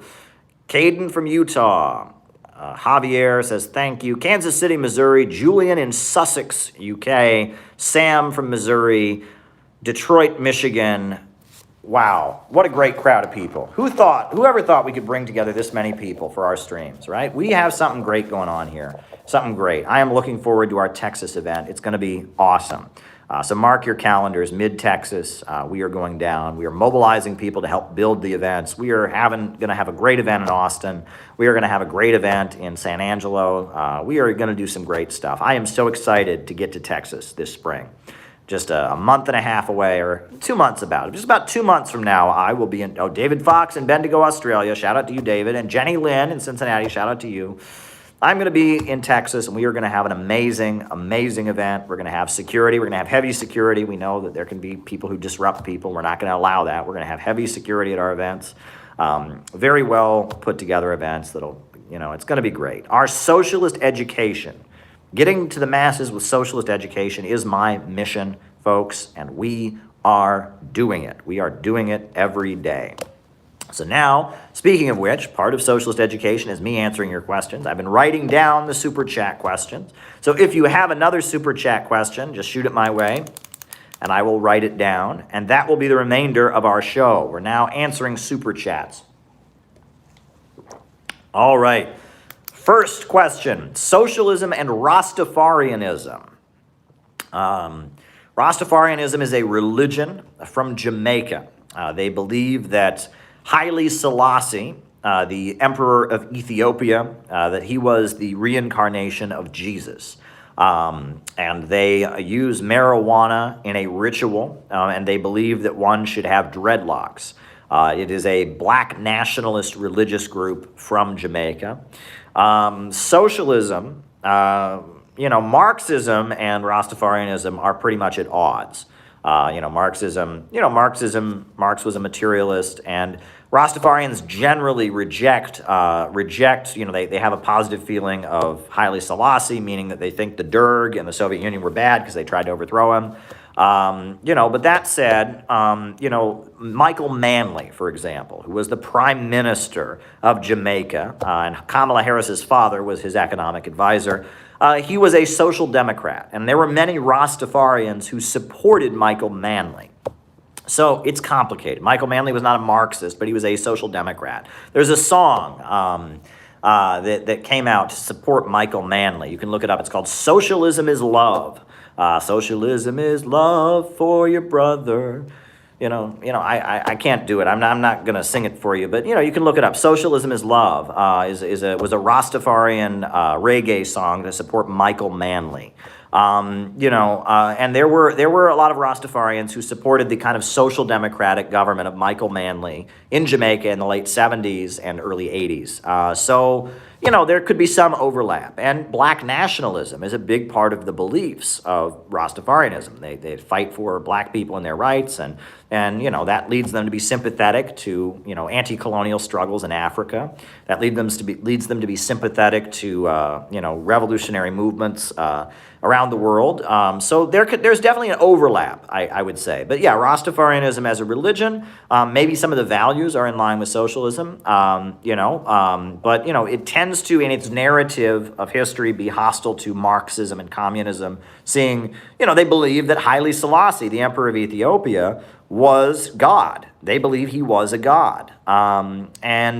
Because of that, obviously the communists were against Haile Selassie. The communists overthrew Haile Selassie. They toppled him. Now they backed him during World War II in his fight against Italy, right? Haile Selassie was the emperor of Ethiopia.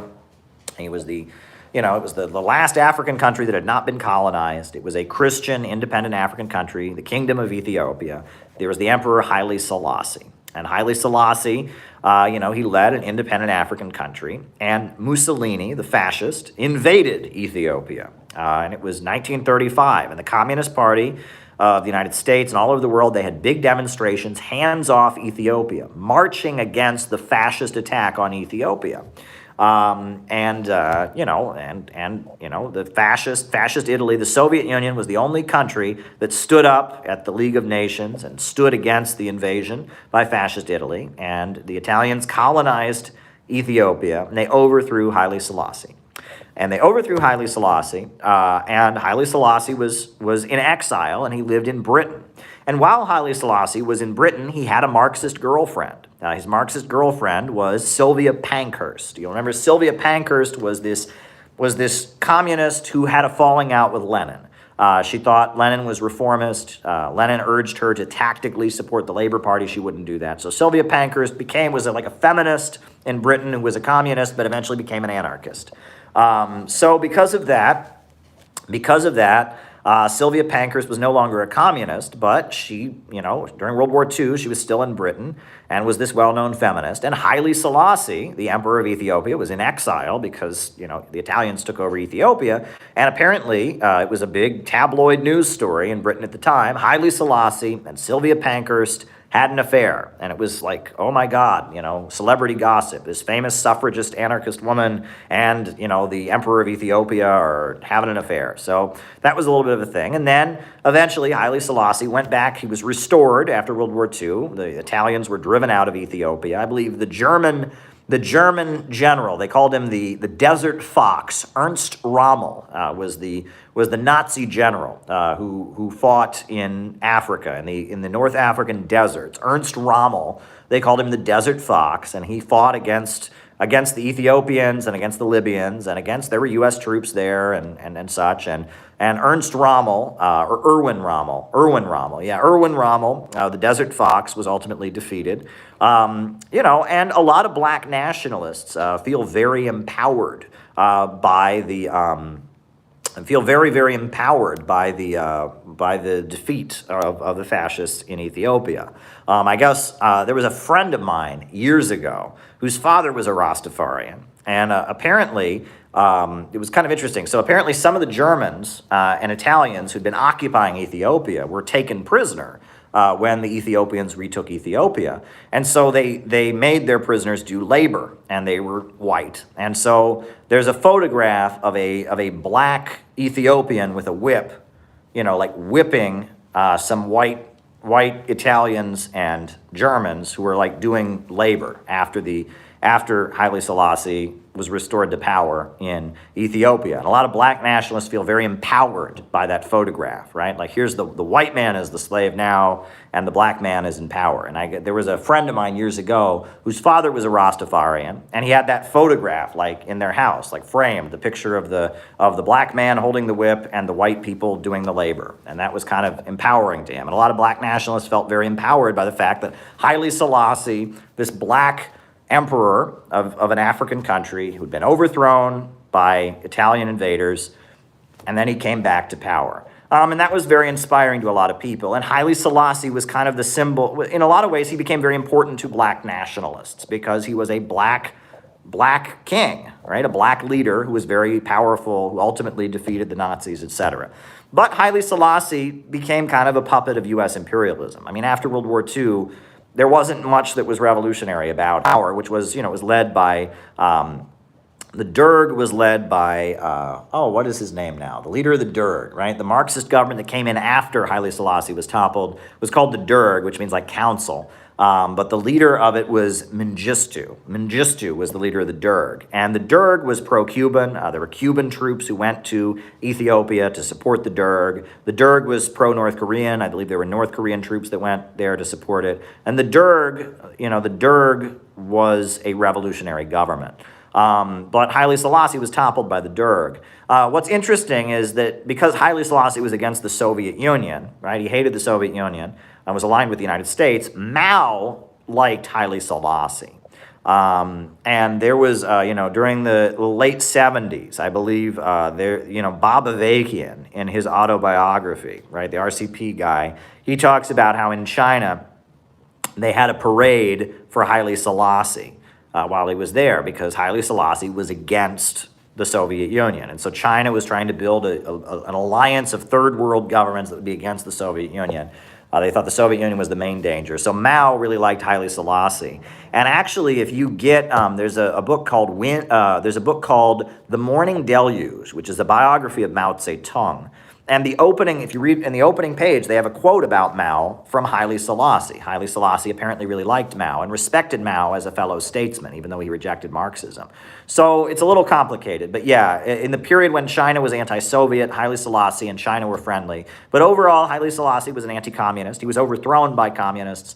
So you really can't be a Marxist anti-imperialist and be a fan of Haile Selassie. It doesn't exactly add up. But a lot of black people feel very empowered by Haile Selassie as a powerful African king who defeated the colonizers and the Italians. There's that photograph of the white people getting whipped by the black overseer. He was, the communists of the world supported him against fascism. So it's a complicated figure. And the Rastafarian religion is premised on the idea that he is God. Right? And apparently he did come to Jamaica at one point. He did tour Jamaica at one point, and gave some speeches.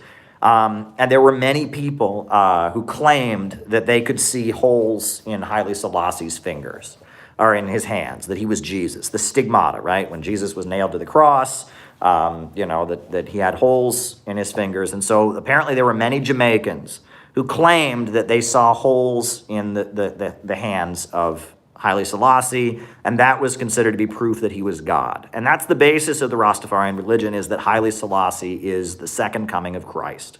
And I think they have a lot of mathematical formulas and Bible verses and stuff to prove this point, that Haile Selassie is Jesus. And it's kind of a black nationalist religion, comes out of Jamaica, that believes Haile Selassie is the second coming of Christ. And they fit it in with black nationalism and stuff. And I'm not a Rastafarian, so I'm not the representative. If you want to know what Rastafarians believe, go to some Rastafarian YouTube channel.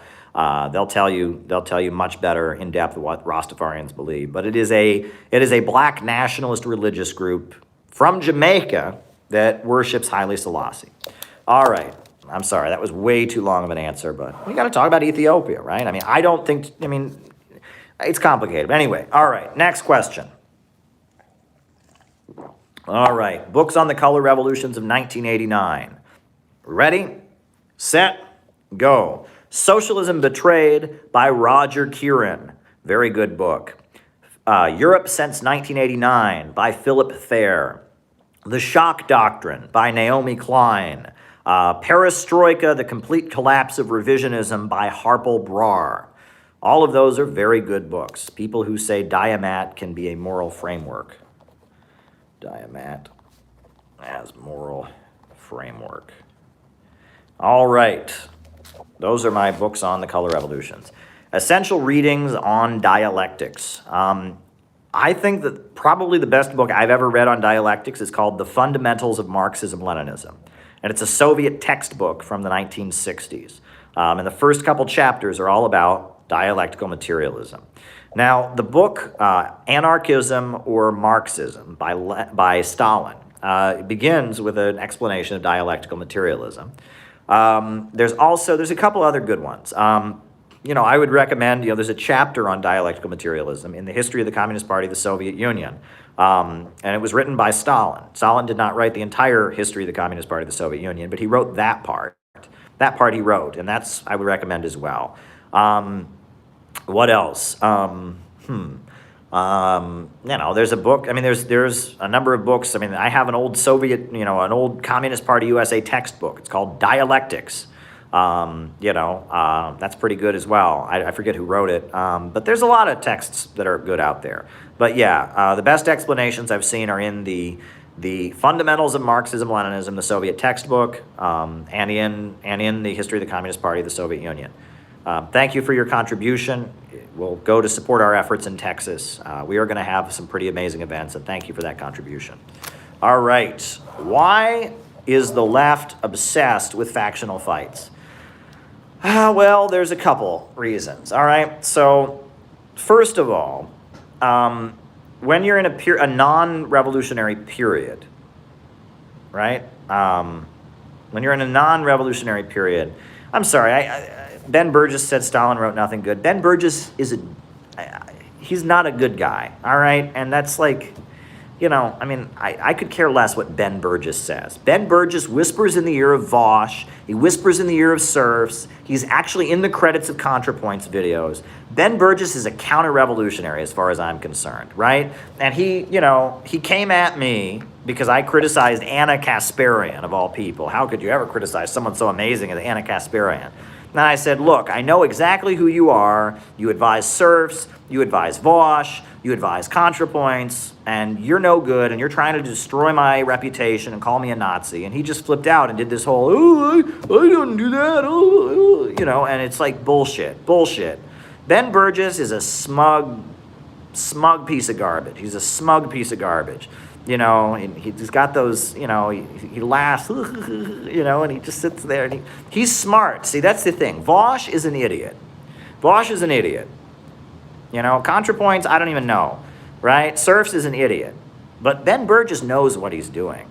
He knows exactly what he's doing. He knows better. He knows that I'm not a Nazi. He knows that Marxists who oppose U.S. imperialism and stand with Cuba or Venezuela are not Nazis. But he also likes to sit back and whisper in the ears of people. He's smart. See, that's what makes him worse, right? I can almost forgive Vosh for being an idiot. It's not Vosh's fault he was born without a brain. It's not Surf's fault. Look, Surf doesn't even make his own content. He just plays other people's videos. And goes, oh, look at their face. They're retarded. He's just an idiot, right? But Ben Burgess knows what he's doing. That guy's read Marx. He's read Lenin. He knows what's going on there. And he knows that it's his job to distort it for the liberals, right? And that's the thing. Ben Burgis knows the truth. He knows the truth. And he intentionally manipulates people who don't in order to advance imperialism. He is much more evil than Vaush, much more evil than Serfs, because he's a smart man. I feel like if I were to ever talk with Ben Burgis, we could have a very intelligent conversation. And I might do that. I might be open to debating him at some point. I feel like Ben Burgis and I could have a very intelligent conversation. He's not a fool. He's not an idiot, but he works with people who are idiots. And he works with people and advises them on how to carry out, and how to basically carry out character assassination campaigns and how to maneuver and manipulate leftists to be pro-imperialist. He's sinister. And, after he debated Isha, I'll just throw this out there and then we'll get back to the point at hand. But after he debated Isha about Noam Chomsky, right, Isha has her issues, but it was a fair debate. After that, all of Ben Burgis's people went and took down, and they just all mass reported Isha's accounts, just to try and destroy her YouTube channel, right? He's a manipulative, slimy, lying scumbag. He's a pro-imperialist socialist, and he's a well-read, intelligent person. I think he's a professor in Georgia somewhere. He knows exactly what he's doing. And he never says the stuff. He whispers in Vaush's ear, call them Nazbols and say that they're actually Nazis. But he's not going to say that because he's not an idiot, right? And he whispers in Cerf's ear, this is how you can go after Caleb. This is how you can destroy him. And, he knows what he's doing. Right? He's a smart, intelligent man who knows how to manipulate not so smart people. And he's very, very dangerous, and he's cynical. That's one thing that comes across if you watch any of his content. He's very cynical. Very, very cynical. Very cynical. He doesn't believe in what he's doing. He's a shill. Look at that look he's got on his face all the time. Yeah, it's just like that. He's cynical. He's a smug motherfucker. He's a cynical, manipulative, scheming, smug piece of garbage. Right? The fact that how we clashed on Twitter was because he was so offended that anyone could goddamn criticize Anna Kasparian, right? Anna Kasparian has viciously gone after Jimmy Dore, made up false sexual assault allegations, gone after Aaron Mate and called him a Russian agent and all this. And he sits there, oh my God, Caleb criticized the great Anna Kasparian. He knows exactly what he's doing. He won't even say that Anna Kasparian's not a socialist. It's like, oh, she's great. Well, she's just becoming more progressive. You can tell he doesn't believe a word he's saying. He's a manipulator. He's a manipulative, lying, manipulative person. He knows what he's saying, and that's why he gets under my skin. Anyway, next question. Why is the left obsessed with factional fights? All right. The thing is that when you're in a non-revolutionary period, there's going to be intense debate about what to do because you're not seeing results from what you do. And so there's going to be intense debate about what you do. And there is going to also be a lot of tactical mistakes during a period of reaction. During a period of reaction, you're not going to see progress. So communists are going to blame each other for the lack of progress. And they're going to fight with each other. And they're going to also struggle over what there is, right? And that's part of it. Now, part of the reason that there's so much factional fighting on the left, I'll be real about, is democratic centralism. Democratic centralism worked very well in Russia in 1903. It does not work very well in the United States. Democratic centralism has come to mean there can be only one smart person in a group. And if anyone else comes along and they're intelligent, well, they got to start their own group because, we're the followers of this guy here. He's a strange mix of neo-trot and sockdem. Not my favorite person. I probably spent way too much time talking about him there, and that's probably all anyone's going to remember from this stream. People love that drama too much. But factional fights, the communists are blaming each other for the lack of success. Plus, democratic centralism leads to, well, there can only be one intelligent person in our organization. So it's a little bit of a mess. But when there is an upsurge in a revolutionary movement, when you're entering a revolutionary period, there tend to be three currents. The revolutionary movement then tends to divide between the left, the center, and the right, right? And that's, during the Russian Revolution. You had the Bolsheviks that were the left. You had the left Mensheviks and the left socialist revolutionaries, and they were the center. And you had the Menshevik party that was the right. During the Vietnam War period in the United States, you had the Black Panthers and the Students for a Democratic Society, the Maoist current. They were the left. You had the Socialist Workers' Party. They were the center. And then you had the Communist Party and the Social Democrats, and they were the right. And that during a revolutionary period, you tend to have clusters of people based on tactics, right? During the Vietnam War period, the question wasn't so much which statue, whose picture you have on your wall, or what books you're reading. It was what tactics you were going to engage in. The Black Panthers, the Students for a Democratic Society, they were engaging in direct action, organizing communities, armed patrols, street fighting, etc. So they were the left. The Trotskyites, the Socialist Workers' Party, they were building peaceful, legal, mass protests. They were all building mass protests, so they were the center. But they had to be peaceful, they had to be legal, But then you had, the right, which was the Communist Party and the Social Democrats, and they were supporting the Democratic Party and trying to build the Democratic Party. They were the right. During the Russian Revolution, the Bolsheviks were leading strikes against the war. Down with war. They were organizing and demanding an end to the war. That was the left, right? And then the left socialist revolutionaries and the left Mensheviks, they were in the government. They were in the provisional government, trying to, pass progressive reforms and end the war. And then you had the right, the Mensheviks, that were just supporting the provisional government and wanted to continue the war, right? And those were the three factions, right? Do you support the provisional government 100%? Do you work within the provisional government? Or the Bolsheviks are organizing strikes and trying to bring down the provisional government, right? That's kind of the difference there. So there you go. Vito Marcantonio, a friend of Puerto Rico. Vito Marcantonio was an Italian-American member of the U.S. Congress. He was in Harlem, and he was first a Republican. He was from the Republican Party, but he got elected in the early 30s, but he was kind of left-wing. The unemployment councils, he was sympathetic to them. And then as the 1930s went on, he quit the Republican Party and he joined the American Labor Party, which was a new party he created that was a combination of the Socialist Party and the Communist Party and labor unions and progressive groups. It was called the ALP, and they ran him for Congress, and he won, and he was elected to Congress many times. He was in Congress. Vito Marcantonio. I have a book, a collection of his speeches that he gave on the floor of the U.S. Congress. Amazing, progressive, anti-imperialist, anti-fascist. One thing he was famous for was the anti-lynching bill. Lynching was going on all throughout the South. And he was constantly putting up a federal law, an anti-lynching bill, to stop lynching.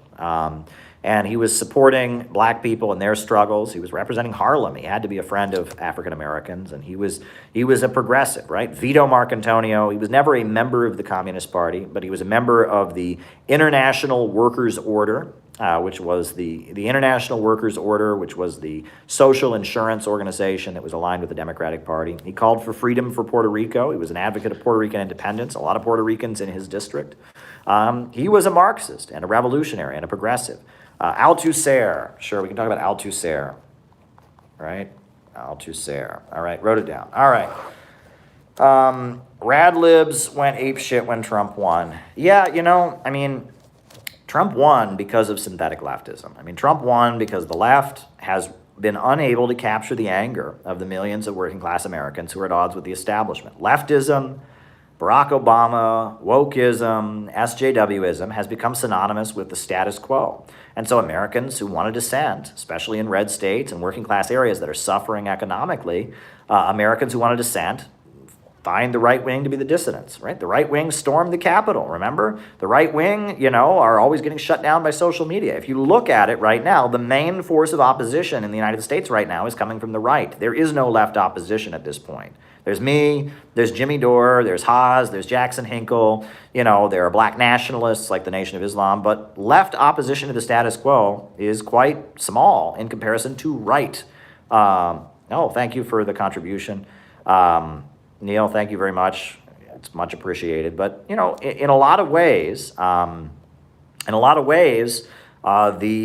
main opposition to the status quo in the United States is coming from the right. And, you know, if the left just becomes synonymous with the status quo, you're going to have people who are going to dissent to the right. And that's why it's very, very important for us leftists to call out Kamala Harris and to expose capitalism and to raise economic demands. That's what we need to do. Engaging an older parent who reads New York Times. And, all right, so older parent who reads NY Times. All righty, very good. All right, is the Western left at a low point?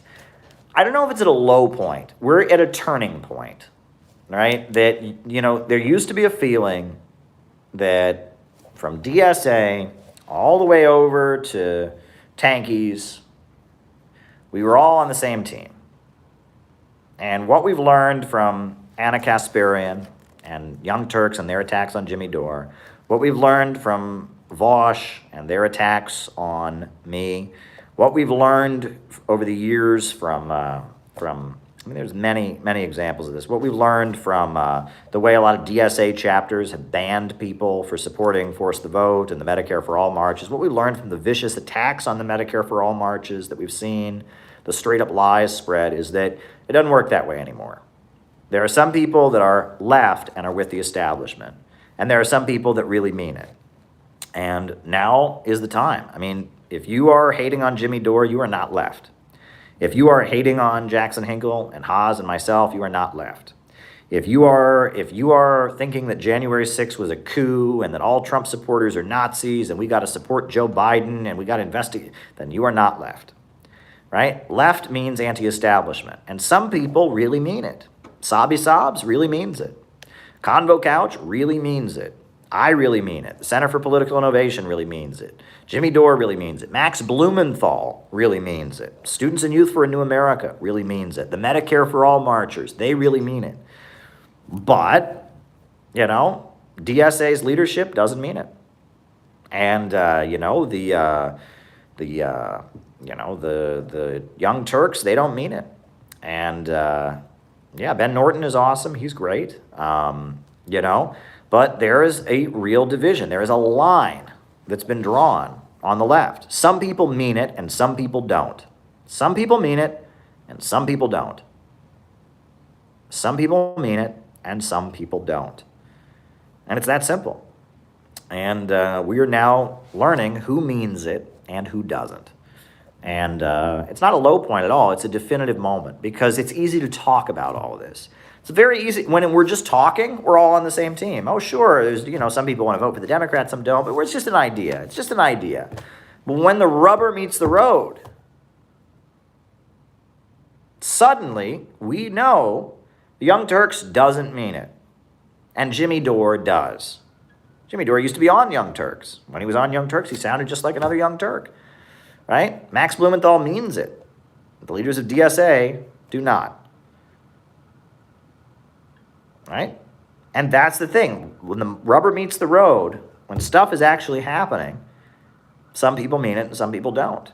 And now, in a way, Lenin famously said that a revolutionary party strengthens itself by splitting. Did you know that? Because sometimes there are fights that are so important. Why aren't neocons waking up?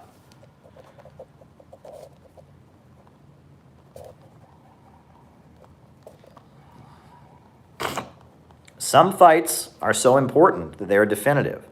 And in a way, I really appreciate Jimmy Dore and his Force the Vote that he did a year ago because it drew a line in the sand.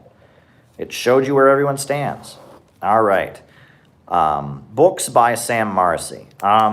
Well, Sam Marcy wrote a number of books, and honestly, you know, some of Sam Marcy's best writing you can't get. You know, he wrote for the Workers' World newspaper in the 50s, 60s, 70s, 80s, 90s until he died. And some of his writing is not out there. You can only really find the stuff he wrote in the 80s and the 90s. There are some of the pamphlets that he wrote that are still around, but some of his best writing is still in the archives. It's still in the archives of Workers' World newspaper. You know, so you really can't find it. But for example, you know, there's Sam Marcy. He wrote a very good book, Czechoslovakia, 1968, about how the Czechoslovakia, you know, the Prague Spring was supported by U.S. imperialism. He wrote a very good book on the Sino-Soviet split and refuting the Maoist theory that the Soviet Union had restored capitalism or was state capitalist. He wrote a very good book on that. He wrote a book about the suppression of the left in China, which was all about the Cultural Revolution and the differences between Lin Biao and the Gang of Four. That was very good. You know, he wrote, what else did he write? He wrote a book called, he wrote a book about when China invaded Vietnam and the Kampuchea War. And it was called Crisis in the Socialist Camp. That's very good. He wrote a book about Poland and how, you know, banks were getting Poland into debt and wrecking socialist Poland's economy, what the banks did to Poland. He wrote a lot. Perestroika. He wrote a book called Perestroika, which was about the Gorbachev era in the Soviet Union, what was going on and where the Soviet Union was economically. That's pretty good. A lot of good insights in that book. He wrote a book called Eurocommunism, a New Form of Reformism, which was kind of about when the Italian Communist Party and the Spanish Communist Party and the French Communist Party cut ties with the Soviet Union, why it happened, and he criticized that. He wrote High Tech, Low Pay, which is a book about the capitalist crisis and technology. And I wouldn't necessarily agree with everything in that book, but it's a good economic study of the new period of capitalism, overproduction, etc. You might want to remind people about the audiobook version of your Kamala Harris book. I'm not sure the audio version is finished yet. It is finished. All three, you know, there's a playlist. All 3 chapters of it are up. It's finished. Char Darling did a great job. Reading it out loud. Charlotte did an amazing job, and you can listen to it. And if you want to volunteer to do an audiobook of another piece I've written, we'll put it up there. I want people to read it. I'm not trying to get rich by writing these books. So if you want to volunteer to do an audiobook of another piece that I've written, by all means, just do it. So there you go. All right. Who predicted the fall of the USSR? Well, a number of people did. Harpelbrar raised the alarm. You know, Sam Marcy, he didn't see it coming, I guess. He didn't see it coming, but as you can see, he knew something was wrong. He never saw the fall of the Soviet Union coming. He never thought it would be that bad, but he had kind of an inkling that something was off. Who saw it coming? Wow, I mean, I think the LaRoucheites, right? Lyndon LaRouche saw it coming also, if I believe correctly. He made some economic predictions predicting like the fall of the USSR and stuff. So, you know, but it came very much as a surprise. No socialist country had ever collapsed. And that was one thing that, I think there was an old Marcyite who was telling me all this. And he said, you know, no socialist country had ever collapsed before. We didn't think that could happen. Well, it did, but we have to learn from it. And that's, you know, the podcast I did with Peter Coffin about the role of the U.S. left at the fall of the Soviet Union is very important. And the stuff we talk about the synthetic left, this is all very important. There hasn't really been a conversation about why the Soviet Union fell, why it happened, you know, and what role, you know, how did the fall of the Soviet Union happen? Well, we need to talk about it as a movement, and I'm trying to facilitate that conversation because we can't really be leftists and socialists in our time if we don't talk about it. In China, they're having extensive conversations about the fall of the Soviet Union and why it happened. And we should be having that conversation over here, right? Because the Soviet Union fell, it fell for specific reasons. And those reasons had a lot to do with, you know, the way the Soviet Union developed over the years. It was not able to bend, and so it broke. If you can't bend, if you're a tree, and you're not a tree that can bend, when the wind blows, you're going to break, you're going to crack. And that's what happened with the Soviet Union. It needed to bend, couldn't bend, so it broke, right? And, you know, over the course of, you know, Nazi invasion and sanctions, the Soviet Union developed in a very specific way. But the world is constantly in motion. A does not equal A. And that model that they developed that helped them defeat the Nazis and helped them invent space travel, helped them conquer outer space. They did real miracles in the Soviet Union, economically raising that country up, industrializing it. No one can deny that, right? And people who try to tell you communism doesn't work don't know history, because the Soviet Union became a superpower with communism.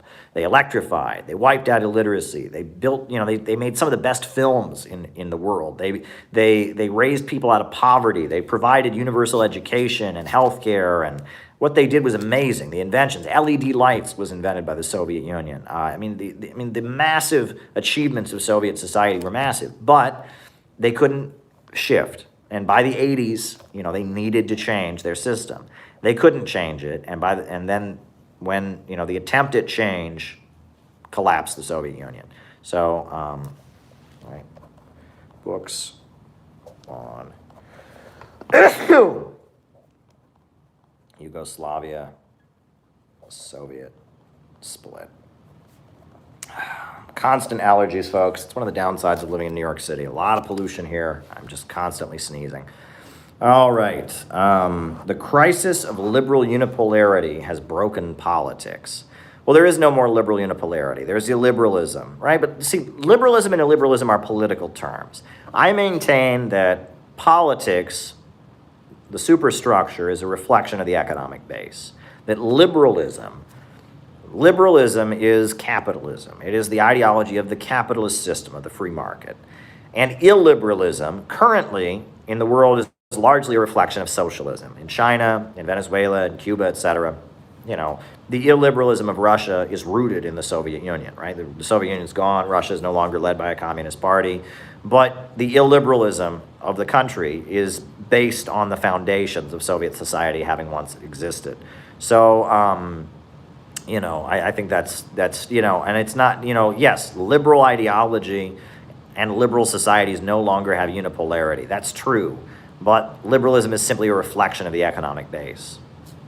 All right. Is the division in the world between imperialism and anti-imperialism, liberalism and illiberalism, or nationalism and internationalism? Anti-imperialism and imperialism is the base. Imperialism is an economic system. It is the domination of the world by banks and corporations based in Western countries. It is free trade, Adam Smith economics. It is keeping the world poor so that Wall Street and London can stay rich.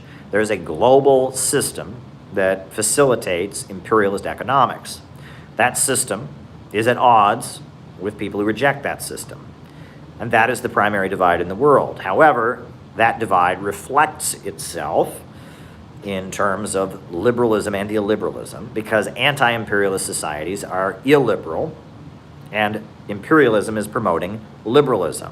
And it also, in some cases, can reflect itself in terms of nationalism versus internationalism, right? That countries that are resisting imperialism often embrace nationalistic policies. So imperialism and anti-imperialism is the economic base of it all, but it reflects itself in liberalism and illiberalism and nationalism and internationalism. So again, economics is the base, but the economic reality reflects itself in terms of ideology, etc. All right. Dialectical materialism as a moral framework. I mean, first of all, I thought it funny that you said diamat. You didn't say dialectical materialism. In anti-communist propaganda, they would say, well, the communists have this belief they call the diamat. It sounds like authoritarian, but it's short for dialectical materialism. And they may have said that in the Soviet Union. They may have said diamat, but I've never heard American communists talk about diamat. I've never heard that. That's always been the way that what do you call it? That anti-communists described it, like 1984 or something. But I don't see it as a moral framework. No, it's an understanding of how the universe works and contradictions, etc. But it doesn't tell you what's right and wrong. I don't think so. It doesn't have a philosophy of morals. It's simply an analysis. Althusser was a French philosopher. He was a leader of the French Communist Party. He struggled with a lot of mental illness and killed his wife in an episode of mental illness. He's an important philosopher in France in the 1960s, 70s. Wrote a lot about dialectical materialism. He's kind of an influence on postmodernism a little bit. But yeah, he was just a French Marxist scholar, a member of the Communist Party, a writer, like the promoter of Marxist philosophy in France post-World War II. I think a lot of his ideas he's probably closer to postmodernism than a lot of the classical Marxists are. But there you go. All righty. Engaging with an older parent who reads the New York Times. Well, look, I don't want to tell you, I'll just be real with you. I'll just be real with you here. And, take it or leave it. But, okay, this is your parent. They are older than you, and they read liberal mainstream media. I don't know. There's not much hope there. The reason there's not much hope there is, one, most people form their ideology at a younger age. When you're younger, you're open to exploring. But by the time you're older, you've kind of formulated your worldview, right? Younger people are still trying to figure out how the world works, trying to figure out how their worldview is different from their parents, exploring, learning new things. But when people get to, be 50, 60, 70, they're not going to, the idea that someone would be a pure believer in the mainstream and then at some, in the age of 60, they'd have an epiphany and not believe in it. It might happen, but it's rare, right? So there's number one. Number two, they're your parent, right? So they're not just a random older person. They are your parent. So they are the parent of you, right? They are going to want, they see themselves as your parent, as older than you, as wiser than you, right? And so for them to have you convince them of something, in a way, it's like an attack on their ego, right? Because then they would have to admit that you, who they parented and they gave birth to or they directed, knew something that they didn't know, right? They see themselves as superior to you. They see themselves as your parent, your authority figure. So for them to admit that you knew something they didn't know would be very difficult for them to do. It would be a huge ego-shattering thing, right? Brian joined Chris Hedges recently. I haven't seen that interview. I'll have to go watch it. So that's number two. Number three, they're listening to the mainstream media. And right now, mainstream media is in this kick about disinformation and conspiracy theories, etc. So in engaging with this person, the deck is stacked against you, right? They're older than you, which means they're much older. They're older, period. They're an older person, so their worldview is very already formulated. Number two, they're your parent, so they don't want you to convince them of anything because they're the parent, number two. Max, I have no idea about any of that. I know Honecker. I just don't know about East Germany's history well enough. I apologize. Step number three is they're reading mainstream media, which is encouraging people to engage in thought-stopping rituals, right? That if you hear somebody say anything questioning the lockdowns, turn your brain off. If you hear someone say that the media is wrong about any country, turn your brain off. Mainstream media is actively engaging in brainwashing right now. Thought-stopping rituals. So if this person's already older than you, they're already your parent, they're already significantly old, they're old, right? They're elderly, right? They're your parent, and they're a consumer of mainstream media. Your chances of winning them to our perspective are very limited. Not to say it couldn't happen, right? I know, for example, there was a man, I'm going to start crying, but there was a man I really liked. He died 2 or 3 years ago. And he was a postal worker. He was a postal worker, and he was a Roman Catholic. And he went to some demonstrations against the war in Nicaragua, right? And his brother died from AIDS. So, he did have some left instincts. But when he retired, he got political. And he went from being somebody who had been to some protests and had a relative who died from AIDS, and he went all out. He became a full communist in his final years. And he was an amazing man. Just one of the nicest people I've ever met. Just an upstanding, kind, friendly man. And he died. And that was an example of somebody who, he'd been kind of a Catholic liberal in his youth, and he raised a family, and he worked as a postal worker. And then in his old age, in his retirement, he became a communist. And, no one converted him, I don't think. He discovered it on his own, but he had enough time to start doing research, and he heard about Occupy Wall Street, and he got involved with Occupy Wall Street, and in his old age, he became a communist. So it does happen. There are people who change their views, and there are people who convince their parents of things. There are people who recruit their parents to political groups. It's a little strange. It's not very common but it happens. So never say never. Never say never. But that said, when you're telling me about advice in convincing your parent who is older, who is a consumer of mainstream media, it's an uphill. That is a really difficult thing. If I was you, I would try to find some people that are younger, some people that are not your parent, and some people that are perhaps, questioning mainstream media, and win them to socialism, because you're going to have a much better chance with them. China has tremendous success with lockdowns, pursuing COVID. Shouldn't the Western left advocate the same strategy? Right? Writing it down. All right. Okay.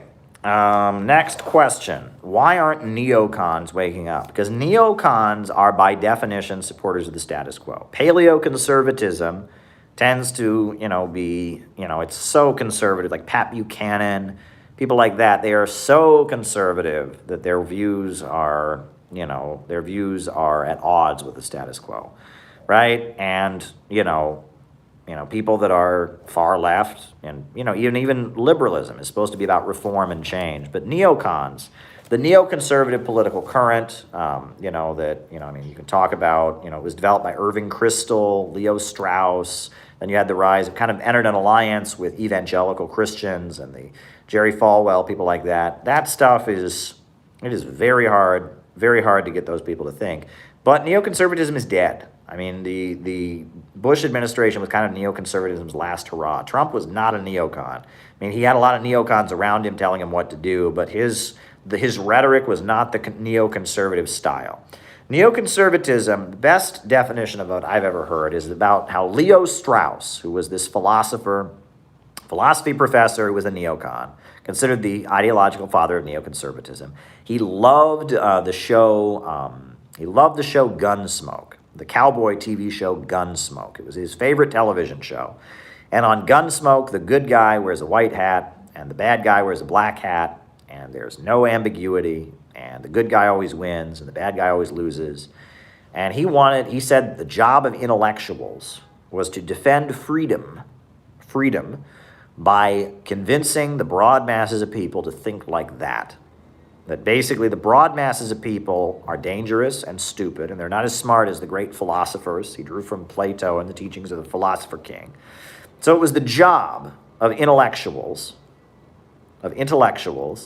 to mobilize, society into thinking in this kind of black and white simplistic way, to control the broad masses in order to protect freedom. And if you read Leo Strauss's book, Persecution and the Art of Writing, it's all about how there is, the intellectual is threatened by freedom, or it's threatened by illiberalism, right? That the intellectual is never given freedom. The broad masses are always trying to control the intellectual. The intellectual is trying to push back and have a free society. And most people are too stupid to understand the greatness of freedom. Freedom is amazing. Freedom, we all love freedom. Woo, freedom.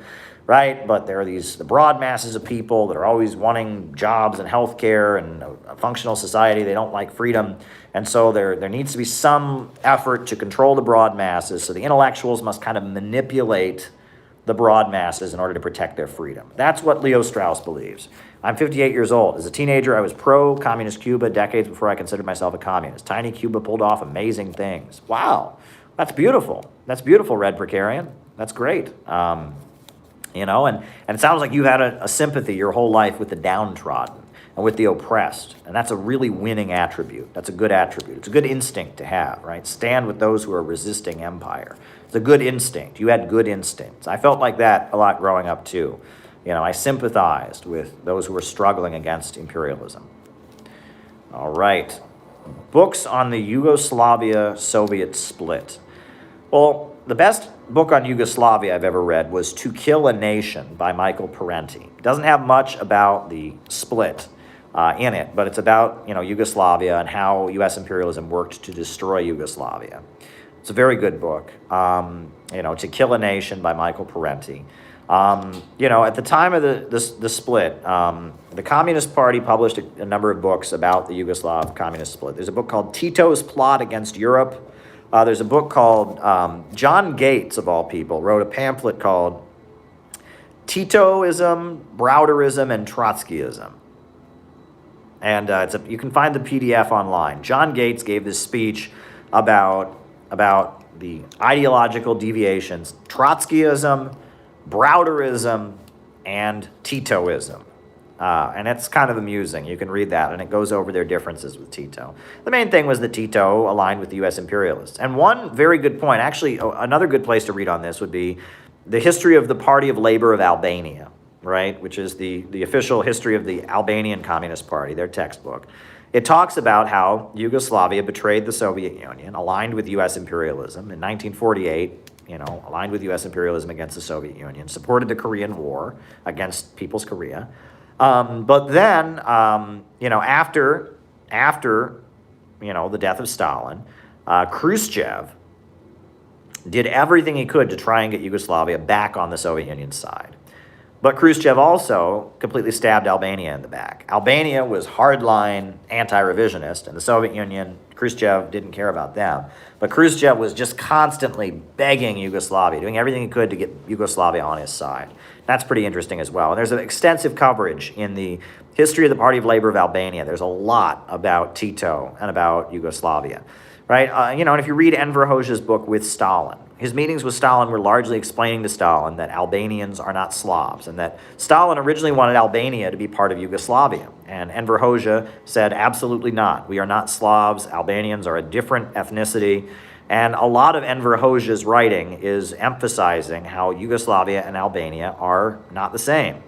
And, a lot of Albanian documents go into great detail about Yugoslavia. Now, Enver Hoxha maintained that Yugoslavia was capitalist, which I don't agree with. He said that their worker self-management was capitalism. I don't agree with that. But actually, who wrote a very good point on this was Sam Marcy. Sam Marcy actually wrote a very good essay about how the worker self-management system in Yugoslavia weakened socialism by not having a central plan, by having factories competing with other factories and getting paid only to how many goods they produced. That broke the solidarity of the workers. In Yugoslavia, you have many different nationalities, right? You have Serbs. You have Serbs. You have Croatians. You have many different nationalities, Slovenians, and that by having factory autonomy, where every factory was paid according to how many goods it produced, right, and sold the goods to the state, by not having a 5-year central plan, but having factory autonomy, worker self-management, they called it. That broke the solidarity, and Sam Marcy has a very good essay on that. Type in if you look. Sam Marcy has a very good essay on socialism in Yugoslavia, and that. So there's a lot of interesting observations there. All right. China had success with lockdowns. Shouldn't the USA have the same thing? We've proved we're incapable of that. I mean, I'll just be real with you. Yeah, if we were capable of doing what China did, we'd be in a much better situation. We ain't. I mean, if you've learned anything from the last, 2 years of the pandemic, U.S. society is incapable of doing what China did. The reason the lockdowns worked so damn well in China is because they were real. They really locked down. They locked down. The whole country's on the same page, and it worked. But U.S. society, we ain't capable of doing that. Trump couldn't do it. Joe Biden couldn't do it. We're not capable of doing that over here. So, the idea that, it'd be nice, sure, it'd be great if we could do what China did, if we could just lock down, if we could have, the president could get on there and say, we are locking down for real, and we fully locked down and got this under control, that would be great. We can't. It's not going to happen. U.S. society has a whole bunch of different capitalists with a whole bunch of different interests. We don't even have a central narrative or ideology anymore. No one even knows what it means to be an American. Every state is going to do something different. Every capitalist is going to have a different agenda. It ain't going to happen. The lockdowns here were very ineffective, because there was not unity around them. Now, there's an economic component, right, providing things to people and stuff. But at the end of the day, yeah, I mean, if the USA were capable of doing what China did, then sure, that would have great. But if we've learned anything from this pandemic, the USA is not capable of that. The USA is not capable of doing what China did. We're not, right? This society is not on the same page. We are a liberal, free market, profits in command, capitalist society. We ain't capable of doing this. We ain't, right? And because of that, I mean, look, I am not going to say very much, okay? I am listening to what people say. I've listened to Jackson Hinkle. I've listened to Jimmy Dore. Listened to Max Blumenthal. I'm not going to say very much about this issue, right? Other than these lockdowns are economically devastating. They are, right? I mean, they are devastating economically. But that's it. I'm not going to say anything further about it, because if you make a mistake in this area, it's a big deal. I don't want to be spreading disinformation. I'm certainly not a vaccine skeptic. I'm vaccinated. It didn't kill me. I mean, I'm not a vaccine skeptic. COVID is not an Illuminati government conspiracy. It's real. COVID is real. Vaccines are real. Lockdowns are economically devastating. And I will say that. And if you want me to say something else, I ain't going to say it on here. I ain't going to say it on here because, they would love to take my channel down. And I don't want to say anything wrong. I owe it to you. It is my responsibility to you to argue, to only present you with accurate information. And I don't quite know what to think. I read Robert Kennedy's book about Dr. Fauci. And, there you go. Some liberals argue that capitalism is in reform but not in decline. Of course they're going to argue that. But they don't understand that the problem is capitalism. Profits in command, the irrational system of capitalism is itself the problem. They don't understand that. Why? Because they're liberals. So there you go. All right, folks. I think that's where we're going to end our broadcast for tonight. It's a pleasure. I'll be on Rockfin very soon. But hit the like button, hit the subscribe button, hit the notifications bell. We're going to be back. I'm sure I'll probably be doing this tomorrow and the next day. And yeah, we're going to do a lot more of these. A new upsurge in the struggle against U.S. imperialism is now emerging throughout the world. Ever since World War II, U.S. imperialism and its followers have been continuously launching wars of aggression. But the people of various countries have been continuously waging revolutionary wars to defeat their aggression. While the danger of a new world war still exists, the people of all countries must get prepared. Revolution is the main trend in the world today. While the danger of a new world war still exists, the people of all countries must get prepared. Revolution is the main trend in the world today. Good night.